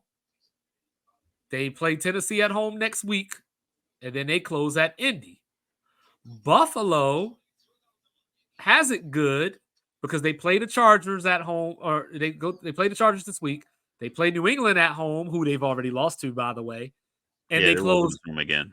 And they close at Miami. So it depends. Does Baltimore have home field wrapped up, and Miami doesn't need the game? Buffalo does have problems because they lost their tiebreaker. They have bad AFC losses. New York Jets, New England Patriots. Those are the bad losses. They have a loss to Denver. So that's what I was another going to say. conference loss. So if they fall, and then they have that loss to Jacksonville and London. So if Jacksonville falters and Houston or Indy takes over the AFC South division lead, an 11 and 6 or a 10 and 7 Jacksonville Buffalo could be left out. They could be out, but I think Buffalo will go 11 and 6. Well, I don't see Jacksonville's not going 11 and 6. Well, Jacksonville is at Tampa, home for Carolina. Ooh, that's easy. And then they close at Tennessee. Tennessee has nothing to play for week 18. Draft position. Will Levis had an injury this week. If he's out for the next 2 weeks, I imagine that they don't play him week 18. Well, did you see who's starting for the Steelers this week? Mason Rudolph. Yep. Who's probably better than Mitch Trubisky? He probably should have been the starter before they even drafted Kenny Pickett, to be honest. So they're 7 and 7. They close Cincinnati at home on Saturday. They don't pose a threat to Buffalo, though. Cincinnati at home, at Seattle, at Baltimore. So that's a rough road. That's a rough road. So that's the easy path for Buffalo. So you can eliminate them. So all right. Then finally, let's look at Denver. So Denver gets the Patriots at home this week. Chargers at home next week. And then they go to Vegas to close it out. So Denver could go 3-0. Yeah, but or they could lose to Vegas. See, that's what I'm saying. So it's like you have Jacksonville at the 4 seed at 8 and 6. The Bengals at 8 and 6 as well at the 6 seed. I think the Browns will just methodically kind of just. Oh, the Browns are 9 and 5. So 9 and 5. So I think they would have to lose a game to get in this conversation. Cincinnati goes to, you'll love this, Cincinnati's last 3 games at Pittsburgh, at Arrowhead, and then home for the Browns. So they can end up 8 and 9 realistically. They could. So I didn't have Buffalo in because I thought that Josh Allen kind of gave away too many games early on. Yeah, and I thought they're in there. If they beat Miami, they're in. I thought he would press against Dallas to kind of like make up for those games. Right. But I think once the running game got going, this is another reason for NFL teams to. I had a conversation with my dad yesterday about drafting Bijan Robinson. I wasn't a big fan of that, but they Right. definitely should start paying running backs because running backs allow you to just settle November, December, January games. Having a guy that you can give the ball to 20 to 25 times and get you 80 to 110 yards, Mm-hmm. that's 25 plays your quarterback is not getting hit. He's not scrambling. He's not running for his life. And you're getting first downs off of it, 4 or 5 yards a pop. If I can get 2 or 3 drives where I got 11, 12 play drives, I'm giving a ball 6 or 7 times to running backs. That's 6 or 7 times Josh Allen doesn't get hit. That's 6 or 7 times Trevor Lawrence doesn't get hit. You talk about Mm-hmm. how bad the offensive line is. Cool. Zach Wilson with the Jets doesn't get hit. Like these guys are upright, so when you need them to make that throw off the play action, they can do it because you're paying a running back and you're getting them touches. I allow what James Cook did this weekend. Right. Uh, so I got Buffalo because right now they're at 9. The Colts, Texans, and Jags. Someone's gonna shake that out. Yeah, So the one Colts. of I them, mean, the Texans and the one of them Colts will play end up each with other. 7 losses. Yeah, the Colts and the Texans play each other. So that's what a loss for one of them right there. So Buffalo will get to 10-6 before they play Miami. Miami, correct. Then And if Miami is Miami, already stuck in the 2 seed, then because right now, and they don't have any uh, records to break because right now they're sitting at 10-4. yeah, they're 10-4. The Ravens are a game ahead. So if the Ravens got the big one on Christmas with San Francisco this week, out at Levi Stadium. So if the Your Ravens win your that Super game, Bowl matchup, your you Super know, Bowl if, preview. if the Ravens win that game, then I don't know if they're going to drop. I mean, you would like to think they would just because it's the NFL. But if they go into Levi and beat San Francisco, that's going to be a tall task, to beat that team. So they close out at San Francisco. But the key, they play Miami next week. Baltimore does. Yes. So this is I one of think they those, lose at San Francisco. I think they but beat Miami. this is one of those who came up with this schedule thing because they go at San Francisco, they get Miami and Pittsburgh back to back.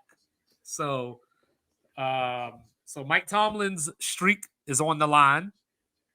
I think it's rep. The quarterback play is just you. There's only so much you can do to combat like your circumstances. Like I can play as hard as I want in any sport, but the fact that I'm only 5'8.5", 5'9" is gonna limit me. I can be smart, I can be aggressive, I can work out, I can be fast, but I am any sport.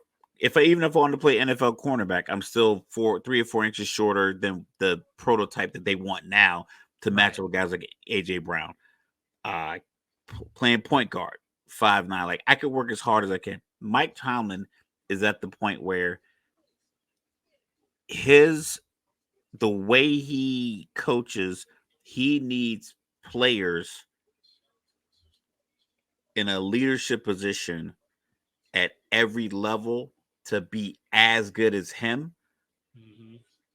and it equate to winning for his style to resonate with the guys like we talk about like Tom Brady or Patrick Mahomes or Jordan or LeBron or stuff. Some of these guys, like, when they have that, I believe that we can win this game because you're here, you're coaching me, you're giving me what I need.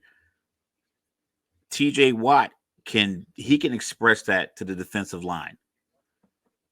A guy like Patrick Peterson, hard, good player, good veteran, he can express that to the defensive backs. The wide receivers aren't getting the ball from the quarterback. The running backs aren't getting the space because the quarterback isn't getting the ball to wide receivers. So Mike Tomlin comes in the room and says, listen, keep your nose to the grindstone, all the cliches. I run the coach and all the things that he's really good at. those guys aren't reaping those benefits. The defensive players are killing it because I think they have a buy-in that aligns with his ideology. The offensive players are just being stunted because the quarterback play is so bad. And then you have guys like Pickens and the Deontay Johnson. They're talking to each other in those wide receiver rooms. So when So you trying to tell me like, oh, I didn't run my route, like, coach, I'm wide open on this play. Hey, coach, I'm wide open on this play. Hey, coach, I'm wide open on this play. He not get me the ball. You still gotta block hard. You still gotta do this, and it's like the buy-in sucks because they're not cashing in. So I know we're not making picks tonight, but we're gonna make a pick. They gonna beat Cincinnati this week? No, not at all. No Jamar Chase, no Brownie still playing, but because you need a relationship as the wide receiver quarterback relationship is probably as important as like the defensive backfield relationship, that understanding when we're going to switch things off, because a corner and a safety messing up a switch in the red zone, that wide receiver is wide open very quick. That's the touchdown. That's 6 points off the bat because you and I aren't on the same page. Or if you decide to cover the wide receiver with James Bradbury. Nah, he's still a good corner. It's just a relationship. It's like, yo, dog, hey, get me. I'm gonna let him get outside. You come over the top, or don't let him get outside. I'm gonna push him inside. That way, you got me. You know, like that's that kind of conversation. Like Dion talked about it. He had to punch a teammate because the dude wasn't where he's supposed to be. It looked like I'm getting beat. I'm like, nah, you need to be here. So I think the situation with the Steelers wide receiver to Mason Rudolph, I don't think he's had a great relationship with the organization for the years that he's been there. I can't imagine he's going to come out and on 3rd and 8 be able to throw a guy open and keep the drive going. I think 3rd and 8 is basically a draw play or a screen pass that won't work, and they're punting, and Pickens, Deontay Johnson, guys who have shown on film that we've all seen, they don't give a shit about the extracurricular parts of being a wide receiver because it's like, I'm not getting anything out of it. If we looked at their numbers right now, if I had to guess, like you and I will take a guess and I'll look it up as I pass it to you. Combined, do they have 1,200 yards receiving? No. Do they have 4 touchdowns receiving combined? Maybe, because I know Pickens had the touchdown against Baltimore, the game winner. So there's one at least. So I would like to think 2 wide receivers. I would like to think. I think essentially you're 1 and 2. I'm not sure if combined they have 900 yards, but I think they might have 4 touchdowns. But so we're gonna go. But it might be like for real 4. 4 touchdowns, 900 yards. So I'm gonna pass it to you. I'm gonna look that up. So we're looking at 1,000 yards and 4 touchdowns between these 2 wide receivers. Like the Steelers quarterbacks, I think they played on Thursday night. I want to say it was 2 weeks ago against the Patriots, or it was last week actually, 2 weeks ago. They Freiermuth got some action, and it was like, this is the offense: run the football, get the ball to the tight ends, and I just don't understand it. They fired their offensive coordinator. It's supposed to get better. Buffalo fired their offensive coordinator. I don't know if it got better, but they look to be, yeah. I got the numbers. I got one. Okay. I'm gonna write it down. Keep going. Yeah, yeah. I'm gonna write this down. Do this math. So I think Buffalo early this season came out with the thought and identity of running the football, and they started 4-1 or whatever it was, and then they stopped running the ball and put the ball back in Josh's hand. They lost a few games. And we saw what they did to Dallas the other day when they decided to run the ball again. Now, Pittsburgh has Najee Harris, who isn't a game breaker per se, but as Mr. Logical always says, 3 yards per play or 3.5 yards per play is a first down. First down. Yeah, so that's where Pittsburgh has to take advantage of the play action game. But when I look at Mitch Trubisky, sometimes I see a little bit of Desmond Ritter where he just doesn't throw the ball. Like, even like he's just this he's not wired for the job this that is the he has. NFL. This is the NFL. Your receivers are not going to be open Wide 9 out of open. 10. 9 out You of gotta 10. throw them open. You just got to throw it. That's the relationship. That's the Pickens. If Pickens and Rudolph had a year And together, they've been acting out. Those two receivers have been acting out this year. so here are their numbers. All right, 93 total catches, 1,351 yards, Oh, wow. 7 touchdowns. Wow. But as individuals, that's 41, 537, and 4, and 52, 814, and 3. So neither one of them are really, as individuals, I'm out here running these routes. This isn't going to get me paid. Right. This isn't going to get me on any kind of. So having the 7 touchdowns is surprising. I might end up like Juju. But if you look at it as an individual scales, like, so you got George Pickens 15.7 yards of reception, should be more, and Deontay Johnson's at 15.5. But they only have 93 catches between the two of them. Right. In 14 games. Right. Oh, and so by the way, I hope people out there ain't thinking Kansas City is fixed either. Oh, not at all.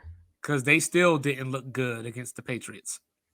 So that's 7 catches a game. That's 6.5 between the two of them. Pickens is, I mean, I know Deontay Johnson is like the speedster, but Pickens is a really good, talented wide receiver. But Pickett is a mediocre quarterback. Trubisky is below that. And then Mason Rudolph has been relegated. He's like the middle. He's the middle of Trubisky and Pickett. So if this was Madden, and I'm just making this up because I haven't played Madden this year. So if Kenny Pickett is a 79, correct, and Mitch Trubisky is like a 74. Mason Rudolph is probably like a 77. 77, but he's listed as a third string guy. Right. Yeah, it's just so. But so we go back to Mike Tomlin. I think Mike Tomlin is obviously, to get guys to play this many years at this level, never have a losing season. At some point, you got to sell the trench type of play, blocking hard, running hard, playing in the rain. NBA so much, just playing hard, and you might not get a touchdown, winning a game 10-9. Like, excuse me, I think Mike Tomlin will preach that. But you have these guys who are like literally watching 3 of the worst quarterbacks, or at least 2 of the worst quarterbacks in the league, try to throw them passes. Meanwhile, they're watching highlights like C.J. Stroud getting Tate Dell wide open touchdowns all game long. I hate the NBA so much. Jason Tatum had Steph in a post up, and I don't mind you kicking out when the double team comes, but he literally caught it, didn't even dribble, and just passed it out to Holzer for the three. Yeah. Oh, I thought it was Pritchard. It might have been. Ooh, what a pass by Steph! Steph has 5 fouls too. I would have gone to him. His 5th foul he got trying to guard Tatum in the post. But what's that called? Basketball IQ. But yeah. So I don't know. Like Cincinnati, I was always on the fence on whether I thought Zach Taylor was a good coach or if he just benefited from the McVay stimulus plan. But I think he's shown originally that he was that. He came around. But I mean, like getting to the Super Bowl is enough to show like, yeah, I'm a pretty good coach. Well, not even just that, but just Jake Browning. This guy hadn't thrown a pass in a regular season game, and he's out here wheeling and dealing.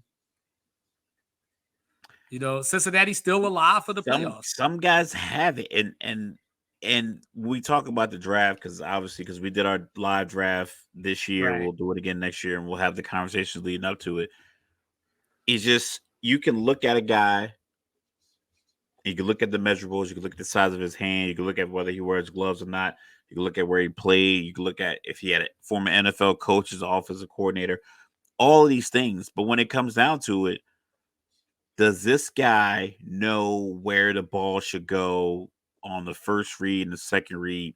Does he know when to come off of it? Does he get happy feet in the pocket when it starts to collapse?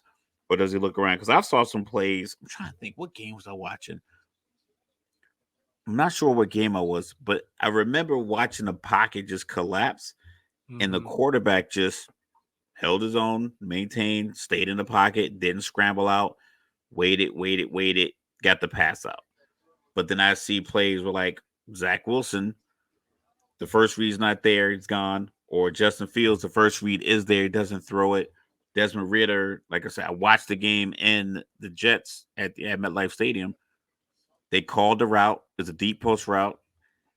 And the safety is in the middle of the field, but he's flat footed, not backpedaling. And Drake London is beelining on top of him in cover three. So it's like you got this, the corner is trailing. The safeties here should be getting back. I'm like, throw it over the top. Just throw it And over the top. And and he and only throws if guys are wide open. And that's why like the third string tight end and the second string tight end and the running backs get so many passes from Ritter because London's getting, you know, covered by your top corner. Kyle Pitts is getting probably bracketed. So he looks to the third, fourth option. That's why guys like John Smith, Pruitt, the other tight end, Bijan Robinson had more catches than Pitts and London had targets in the first game because it's like, oh, there's someone over there. I'm like, yeah, you can still throw it. These dudes are 6'5" and 6'6". Like, throw it up. They're right, being guarded by 5'11", 6 foot tall corners who, with their backs turned, just throw it up. Like, I'm looking for right, the ball. If it's up here, give me a shot. I'm 6'6". right. But he's like, nah, I'm throwing it to Pruitt on the backside, or I'm throwing it to Bijan Robinson, or I'm scrambling, or I'm throwing a pick in the red zone. And Look, that's the problem. I don't want to do the one game thing, because I know a lot of times, especially nowadays, 24-hour news cycle, we overreact to one game. If Art Smith ain't gone by the end of this season, on the last game of the season, after the game is over, whether the Falcons win or lose, if I He don't should be wake up that gone. Monday morning and see that he's one of the first coaches fired, something's wrong. Like, He won't be, and that's the problem. And like I said, I know I'm a passionate Falcons fan, but I'll say this about I'll say about Ron Rivera. I'm well, at no, least we already know he gone. we've normally been honest. Like I said, we've been doing this for like me and Mike been doing this like the last 3 years, where we just kind of figure out what coach is on the hot seat and like mid-season, just before we had the show. Like, man, who's not making it next year? We had Staley gone last year before we even started recording this. He just happened to stick around. Yeah.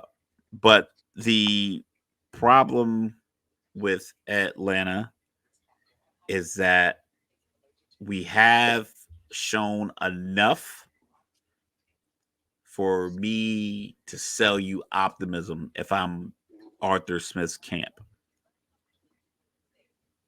Problem is, I don't think that's I, true. but Dan Quinn had the same boat. Dan Quinn had the collapse, the collapse in the Super Bowl. Granted, Shanahan went off, got a head coaching job, whatever. But the Falcons went back to the playoffs the following year, beat the Rams when they played at the Coliseum, and then had the game where like the ball went through Julio's hands against the Eagles. So they showed enough. And then he basically rode that momentum out for like 2.5 more seasons. I think the Atlanta probably went 5-11, maybe 6-10 the next couple of years.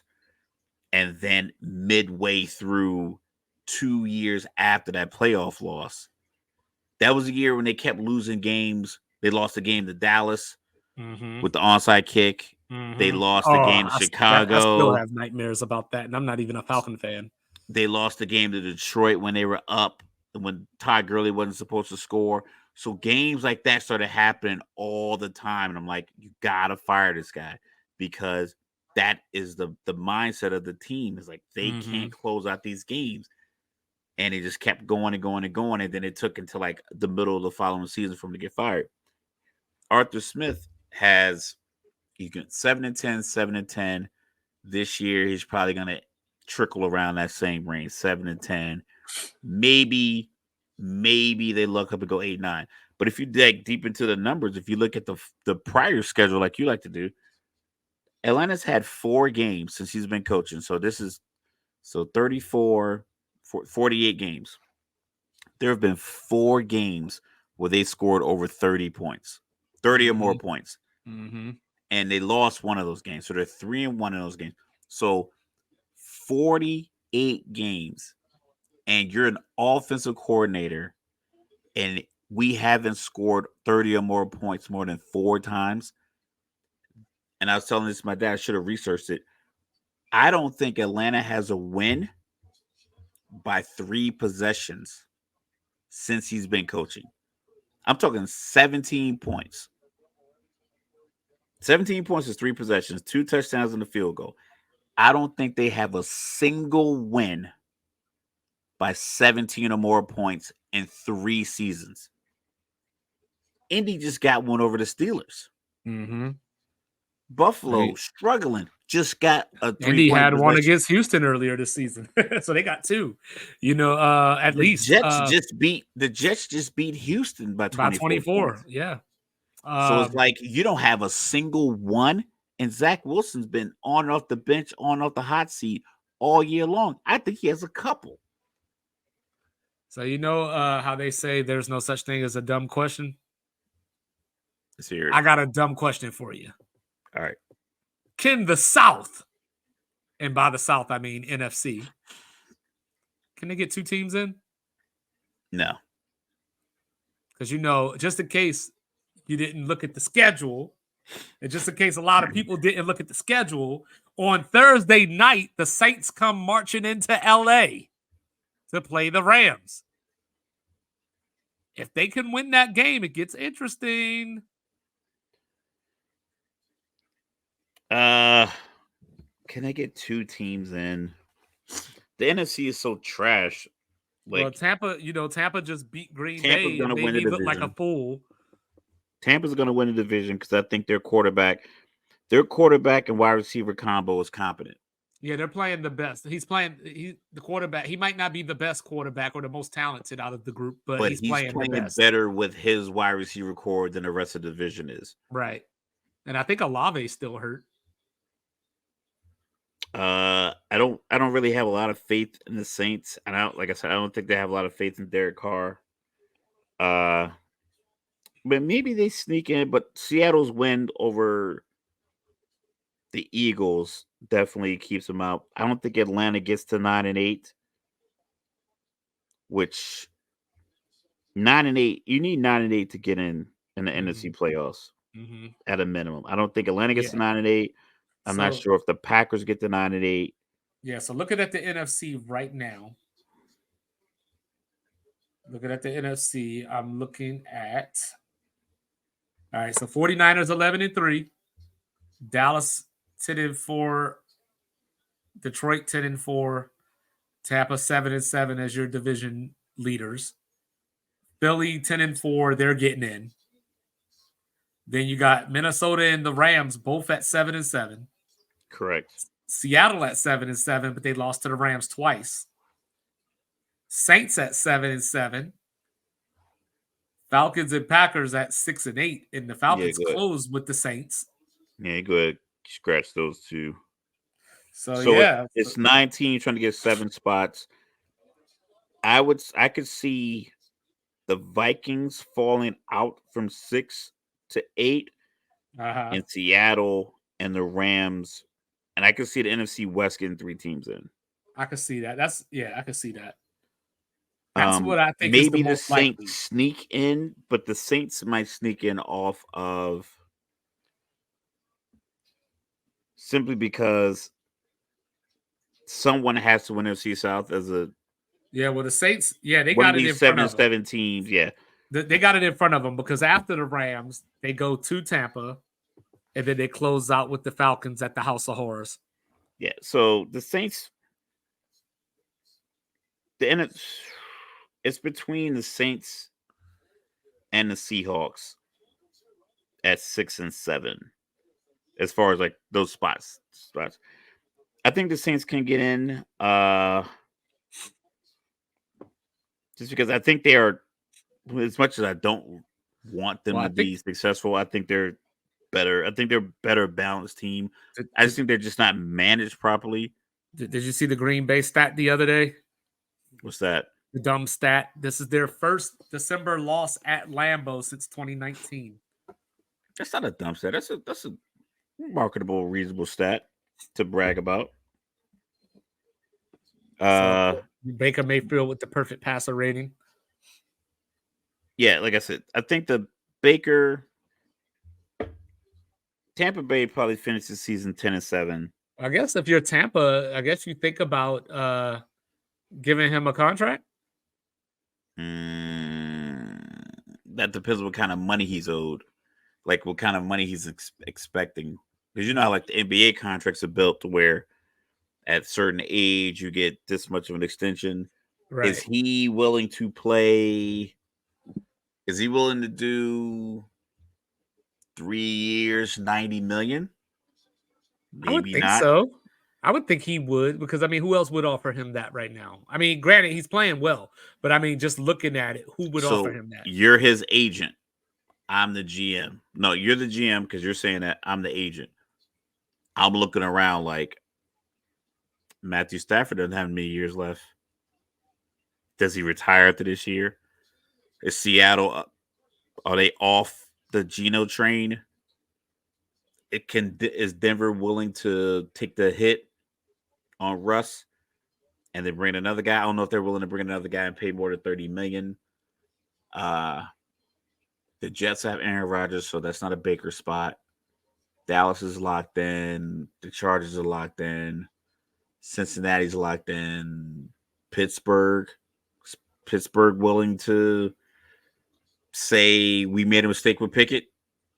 I don't think so, but if they did, they wouldn't bring him in. They wouldn't. Yeah, that's what I was going to say. Yeah, I was going to say even if they did, it wouldn't be Baker Mayfield. So if I'm his agent, I'm trying to get 3 years, $85 million out of Tampa Bay. Realistically, 27 a year. Give me that number. How about Minnesota? Because word on the street was Cousins was going to be out of there anyway. Yeah, but are you going to? But that's the thing. You got Josh Dobbs and Nick Mullins. But are you giving out?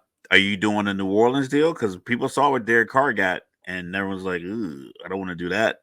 I don't want to take a cast-off guy from another team that kind of stumbled into the playoffs or had, because Derek Carr, the argument for him was that they signed him to an extension, and then they just basically jammed him up and tried to run him out of town. Right. So I think New Orleans might have given him a deal based off the fact that you were good enough to get a deal in Vegas. We feel like they're a poorly managed team. We're better managed. We're going to give you this better deal. I don't know. I think other teams, because we talked about with the Deshaun Watson contract, every NFL owner has probably been calling the Cleveland guy, like sending them random text messages like, yo, that's what you get for giving out $230 million to a guy. I just had a thought. No one wants to take that deal. The Patriots? They're going to start over. Because Matt Jones is out of there. They're starting over. Zappi's obviously not the answer. They're starting over with who's hot offensive coordinator wise. Whose offense has been hot? Maybe who's the Indy OC under Steichen? I'm not sure. He's probably, I imagine maybe he's a candidate. If the enemy doesn't get the Commander's job, I don't know if not New England.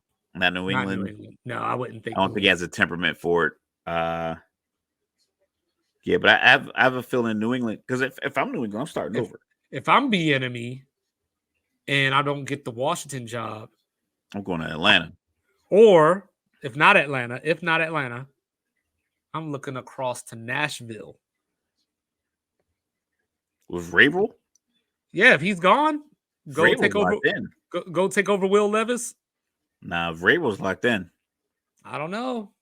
I We'll think see. Levis kind of might have saved because Vrabel can probably make the argument that you gave me 2 quarterbacks I don't want. This is the guy that I want. Look at him. He looks like a statue. Right. I can make things happen with his intensity. I think he's as intense as Or like he has like I won't say Tom Brady like would you intensity, but he not look has to that the other maniac LA? kind of. Go If coach you're Justin banning me, Herbert. Yeah, if go you're coach banning Justin me, Herbert. Yeah. I would want to. Because I don't know if they're gonna just hire Kellen Moore. I don't know if the ownership group is a smart move. I think realistically he should probably stay in Washington, I think that if ascend Washington to the doesn't head at coaching least position. offer him the head coaching, if they don't offer him the head He coaching shouldn't even position, interview anybody else. yeah, exactly. Just let it be known. You get rid of Rivera. They already got that out there. We already know Rivera's gone. Finally, Did this ownership group hire Bieniemy, or did Snyder hire Bieniemy and sell the team? How did that Snyder. timeline work? I think Snyder hired the enemy. So if Snyder hired them, then they're all gone. They're probably chopping out. Yeah, Yeah. chopping block. So yeah, like I think I don't know this for sure, but I'm wondering if Would you go to Eberflus might buy Carolina? a little bit more time. Eberflus is done because they got the number 1 pick. They're gonna get Okay. the number 1 pick, so that's gonna make them Just do a attractive. reset. Yeah. It'll make their reset easier because I think their own pick is gonna get them, like I said, 6. Yeah. Then you have Carolina's is probably going to be 1. Carolina's probably going to be 1. Yeah. And you could trade so out of that. You could trade out of 1 to 3 if you want to keep Justin Fields, or you can trade 6 to 2 to get Caleb Williams and Marvin Harrison Jr. and you can pair them up, or you move Justin Fields to Atlanta and get Atlanta's 10. So I know we talking about the NFL right now, but since you just said what you just said, let me just have a little fun here. So how the hell did Kyle McCord end up at Syracuse, first of all? Second of all, is he from I think he might be from this area because I remember what, watching the well, Rutgers him and game Marvin and Harrison played together in high school. And I don't know where they played, but they were high school teammates. I just remember watching the Rutgers game and the commentator saying that he wanted to play at Rutgers. Like that was his original dream school. I forgot. I can't remember. Yeah, you know what? We don't want that was. dude anyway. If Rutgers is your dream school, just get out of here. So that's why I was like, maybe he's from New York State. So what I was going to say was, we know Marvin Sr. went to Syracuse, and you're thinking Marvin Harrison Jr. is going to come back for 1 more year and go to Syracuse and play with Kyle McCord? No, but I think it's funny to think about that, and I think that maybe Marvin Sr. or we don't really say that name around here, Harvin Marison. Maybe he had something to do with McCord going to Syracuse, though. Maybe he was involved in that process. Man, he did shoot a dude. So Allegedly. crazy things have happened allegedly. No, but yeah. So, but I was just I was thinking all weekend. I was sitting here like, why did Kyle McCord go to Syracuse? And then the other thing that caught me today, our guy, Sports Reports as ordered, main man Dante Moore, going to Oregon, where he could have just went in the first place, where he was committed to before he went to UCLA. But your Oregon got another transfer, got Dylan Gabriel. So he's sitting out at least next year, you would think. Or he thinks he can beat him out. Or is he looking at the success of Bo Nix and is like, I can replicate that? Maybe. A lot of these transfer portal decisions, I look at it like, we'll get into college football. But I was like, everyone's like, oh, we have a portal problem. No, if this guy wants to leave, let him leave. Like he could drop out of college if he wants. Like this person is a young adult. They can make the decisions. You just are you going to be prepared for the next level or not? Do you want to play? Do you want to go here? If I don't like this coach, and like I said, I'm big on the youth sports. Sometimes it's about the relationship. If I don't like this coach, I'm gonna leave. If this But coach leaves, I'm if well, this I coach think the stays, I'm gonna problem leave. is, If as I don't Chip get any Kelly, playing time, as Chip Kelly hit on, we were talking about his comments from the other day, and I think that he's on to something because at this point, the transfer portal has basically turned into free agency.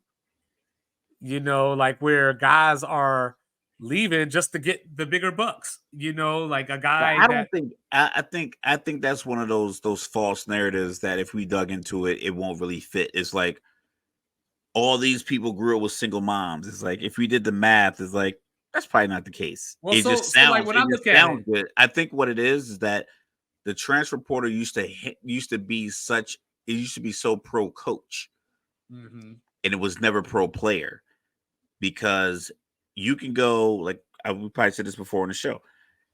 If I'm at Alabama and I'm fourth or fifth running back, and you have zero intentions of even playing me at corner or linebacker or on defense at all, so I'm literally sitting behind T.J. Yeldon, Eddie Lacy, Alvin Trent Kamara, Richardson. Trent Richardson, Derrick Henry.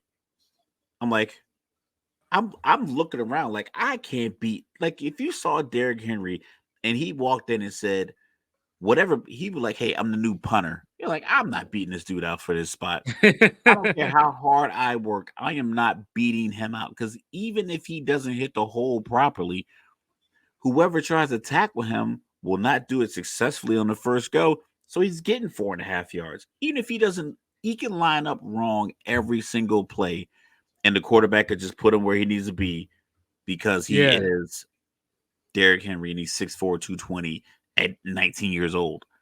yeah. Oh, this is So a finish we got going on up in the Bay. when you wanted to transfer then, like, hey, coach, I want to transfer. Kirby Smart in Georgia wants to give me a spot. Nick Saban can be like, nah, you can't go there. Yeah, That's the problem with the transfer portal that the coaches don't like now is that you can't tell a guy he can't go to that school or make him sit right. out a year. Because when you're 19, all you know is like right now, like I can't waste a whole year sitting out. And what do you know? Steph Curry misses. Somewhere Rob Parker just went, I told you he's Fugazi. Hold on, man. I'm like a minute 29. Oh, damn. I'm at 29.6. But that's why I was telling you, we got a finish going on up in here. This last And that's minute because my has been stream stopped. intense. That's why I pulled it back up. Yeah, this last minute. Yeah, I got a timeout Yeah. now, but this last minute has been intense. But yeah, so as I'm looking at the transfer portal, like for example, Dante Moore, why he leaving UCLA? Like he's better than Garbers, but we saw his grandmother come out a few weeks ago and not have great things to say about Coach Chip Kelly. So there was obviously something beneath the surface that hasn't become public just yet. But he went to Oregon where he was committed to originally before he went to UCLA. Now we're talking about, Will Rogers from Mississippi State. He's got a transfer, new head coach coming in, new system and everything. He's going out to Washington. So I'm already letting you know that Oregon's going to beat Washington next season. Just in case Correct. you're wondering, I'm already putting that out there. Malachi Nelson, USC. He was the number one commit, or he was like a top 3 quarterback in that class that he was in. Into the transfer portal, because without the transfer portal, he would be starting next year, taking over the reins from Caleb Williams. With the transfer portal, I can say he ain't ready yet. And So I'm that's gonna the go get thing me a with guy. that transfer portal. It coaches are out here I need Rutgers to get a quarterback. mainly these guys talking. They're out here acting as if they're not going to benefit from the transfer portal. First of all, UCLA is LA. You're going Big Ten. You're gonna get top talent from the transfer portal. Yeah, you might lose one, But the reason you lose a kid is because this. I'm Dante Moore. I'm a true freshman going to my sophomore year. And I'm in these social circles with all these other quarterbacks. I'm in these social circles with all these other players between either Instagram or just people just kind of know to the people got their ear to the door. You know what I mean? So they hear about a guy that Chip Kelly's trying to bring in that they want to get a transfer from the backup from Missouri, or Arch Manning in Texas is thinking about transferring. So they had a conversation, or he posted, this guy's in town, or this 5-star, kid out of Northern California is coming down. And it's like, if I know you like a certain type of quarterback and I don't really fit that because I'm only 6'1", and you want to get a 6'3.5". Yeah. That's out on Horford. In my opinion, I could be wrong. Malik Yeah, Murphy's in the transfer portal, and that's the kid from Texas. Yep. So we are one play away. We talked about it last week. I don't know if we talked about it on the show or if we just had a conversation, but like one play with you starting. Yeah, or playing in the playoffs. And now we're one play away from Arch Manning. And like I said, I understand that, but you got to keep in mind, when you're young, you're impulsive. I literally was at work doing my job. Now I would have left too. And I took a break and called the Air Force recruiter, and I was like, I want to get out of here. Like, I was ready to go. This was November 1999. I was ready to go before December came around. Like, I didn't want to work at MCI WorldCom anymore. And that company folded, obviously, because they're terrible. But they folded, and I, joined the Air Force, and I've been doing it for 23 years. No, he had to leave because of, I think we talked about this offline. He had to leave because if he was going to transfer, to be able to get into school for the spring semester / do spring practice, got to be in there before January. Right. So he had to leave, because he knows the writing's on the wall. It sounds like Quinn Ewers is going to come back. At least that's the lean right now, is that Quinn Ewers is going to come back. Arch has obviously got next. So what are we wasting time for? It's time Especially for me to, considering that, like, the likelihood of you beating out the starter who got you to the we're thinking they're in the national championship game. We got them beating Washington. That's my lean right now. So I got the number one quarterback out of Texas who went to Ohio State, transferred back to Texas, played 2 years, in his second year started, and he got us to the national championship game. The likelihood of me beating him out in the spring, right, very low. But look at that backup's last name. Backup is Arch Manning. So that, to me, that makes sense as a transfer, because it's not a matter of like, I don't want to compete. It's just that I'm behind the 8 ball. I'm behind the 8 ball for 2 full years. And then my third year, I'm going against Arch Manning. And if it's close, on top of the fact that it's Texas, right, it's going to be more guys here. So I can get that. But like I said, a lot of the coaches don't like it because they used to have all the leverage. These guys, these coaches are just losing the leverage and not adjusting to how you can still win. Dion is going to be able to adjust to how you can do it. I think Dan he looks Lanning like he's about to steal Oregon, another 5-star DB from Florida State. You have Nick Saban. Nick Saban just has such cachet. Nick Saban has a swag that impresses your grandma. Like, I think he could just come in and just kind of impress your grandma. And it's like, I like him. He has that real, gnats on the fly, flying the gnat's ass or something like that. Gnats on the fly ass, or whatever he said about that. He has that real country twang authentically, whereas Brian Kelly had the fake it. That people call him on his fake accent. So, and KJ's in the transfer portal. Nat is in the transfer portal. So, and that's the thing, is like, I think some of these coaches just don't have the wherewithal, the ability, or just the cachet, or just the swag to be able to deal with the fact that you're in competition. Now, you don't have the upper hand.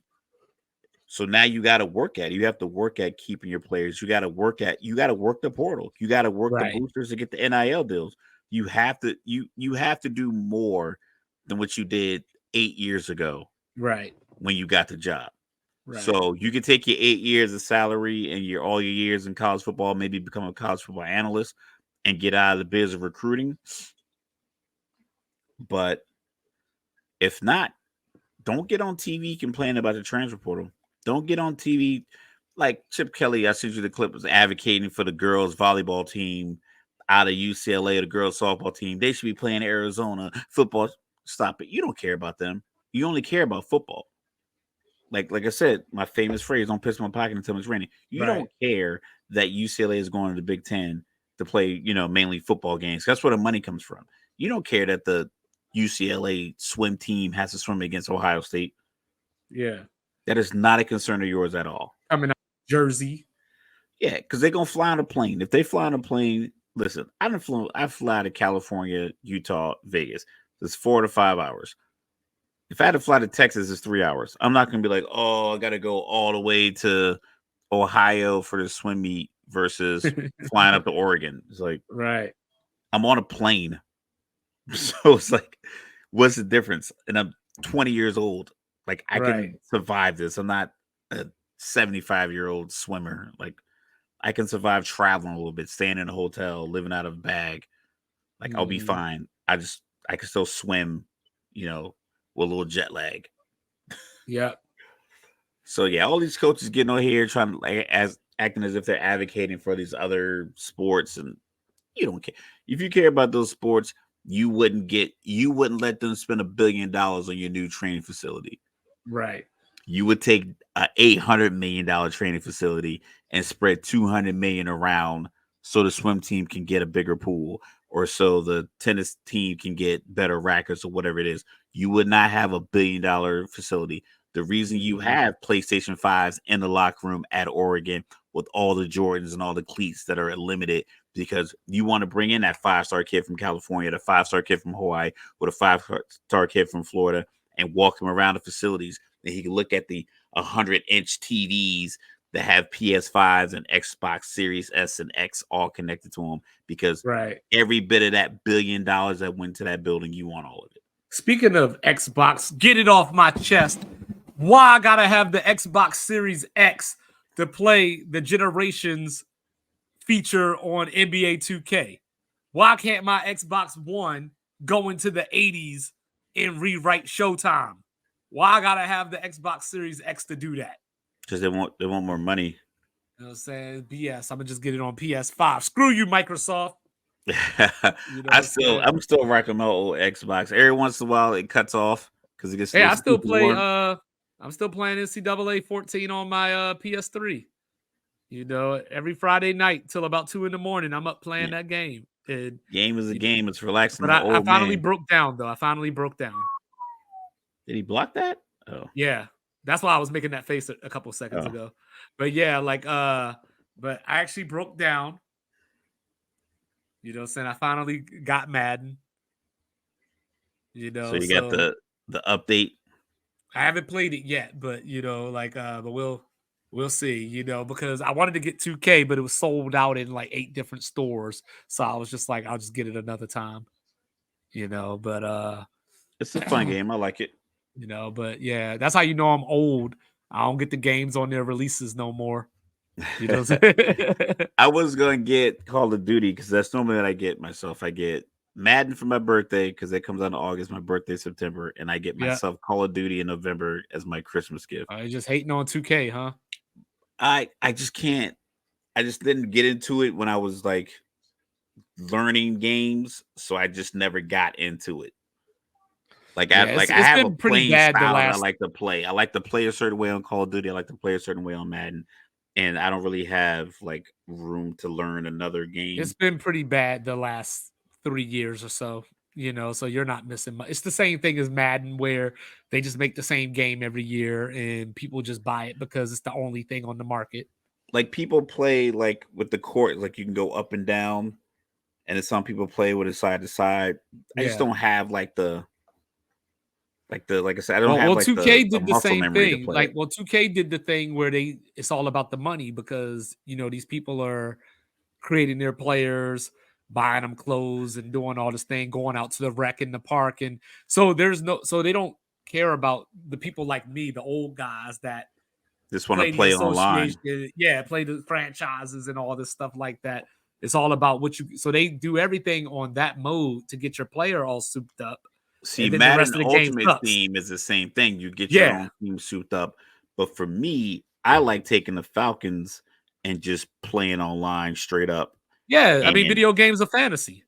yeah, I just play straight up. And I am I think my record right now is Tatum, like one like Tatum. 145 and 57 or something like that. Said, you got that Steph disease. Ooh, that's all. Got that Steph disease. He out there playing in Diesel. I don't know. Like another old guy moment, get it off my chest moment is like Boston in anything other than green and white, get it off my TV. Well, it's better than these city uniforms that they have guys wearing. I don't Like even the know what's ones you up with can't the even. names and the numbers on Golden State's jerseys. Like it's supposed to be like a shadow. Is it supposed to be jumping out at me or something? Like I don't even know what's going on. Clay just airballed a layup. Oh yeah, there's a lot of that going on. But anyway, folks, Sports Reports is ordered. Thanks for joining us. Thanks for giving us the love. You know what I'm saying? Pushing them views up. I like it. A lot of views. You know what I'm saying? So like, subscribe, review, show it to your grandma. Don't make me pull out my throwback because you know what it'll make her do. You know Let me what I'm get saying? grandma glance. You know what I'm saying? We all up in here. You know what I'm saying? We will be back on Thursday with picks. You know, screw you, Chicago. I'm picking Indy. Screw you, Chicago, for blowing my upset. You know, and then Jacksonville, I just want you to know you ain't nothing but a bunch of fuck ups. You know what I'm saying? I went 10 for 15 last weekend. They missed 2 field goals in the first quarter. Then they let the time run out before halftime because they didn't want to kick the field goal again. They could have been leading at halftime. They lost by like 17. Yeah. They're terrible. Yeah, you ain't shit. But you know what I'm saying? And I hate the Colts. So like I don't even know what I'm supposed to do. I guess I'm supposed to cheer for the Texans to win that division. Hey, I'm picking Indianapolis. Well, I can't. You know, I gotta hate the Colts by nature. Yeah, because they left you the guys high and dry. When I was 2 years old. I was 2 years old. They just like woke up in the middle of the night and bounced. They went out to get milk and they never come back. They went to go get milk and never came back. Milk and cigarettes. Now they got a whole new family in Indiana. Yeah. All new colors. But hold on. Oh! Yeah, of course. I'm behind. I'm still on commercial. Steph finally hit one. But I mean, they were up by 1, so Skip Bayless and Rob Parker ain't gonna count it. Yeah, you know what I mean? They won't. But he just hit him. He hit him with the go to sleep. You know, the night. He's different at home. He's a different player. And he's different when they up 1 versus when they down 1 too. All these years that Skip Bayless was talking about LeBron, he was actually talking about Steph, and we just didn't know it yet. You know what I'm saying? But on that note, that might get us canceled too because people love Steph. You know, it'd be all right. So, Mr. Logical fact fight. I am 2-5. We'll see you in a few days. We love you. Peace.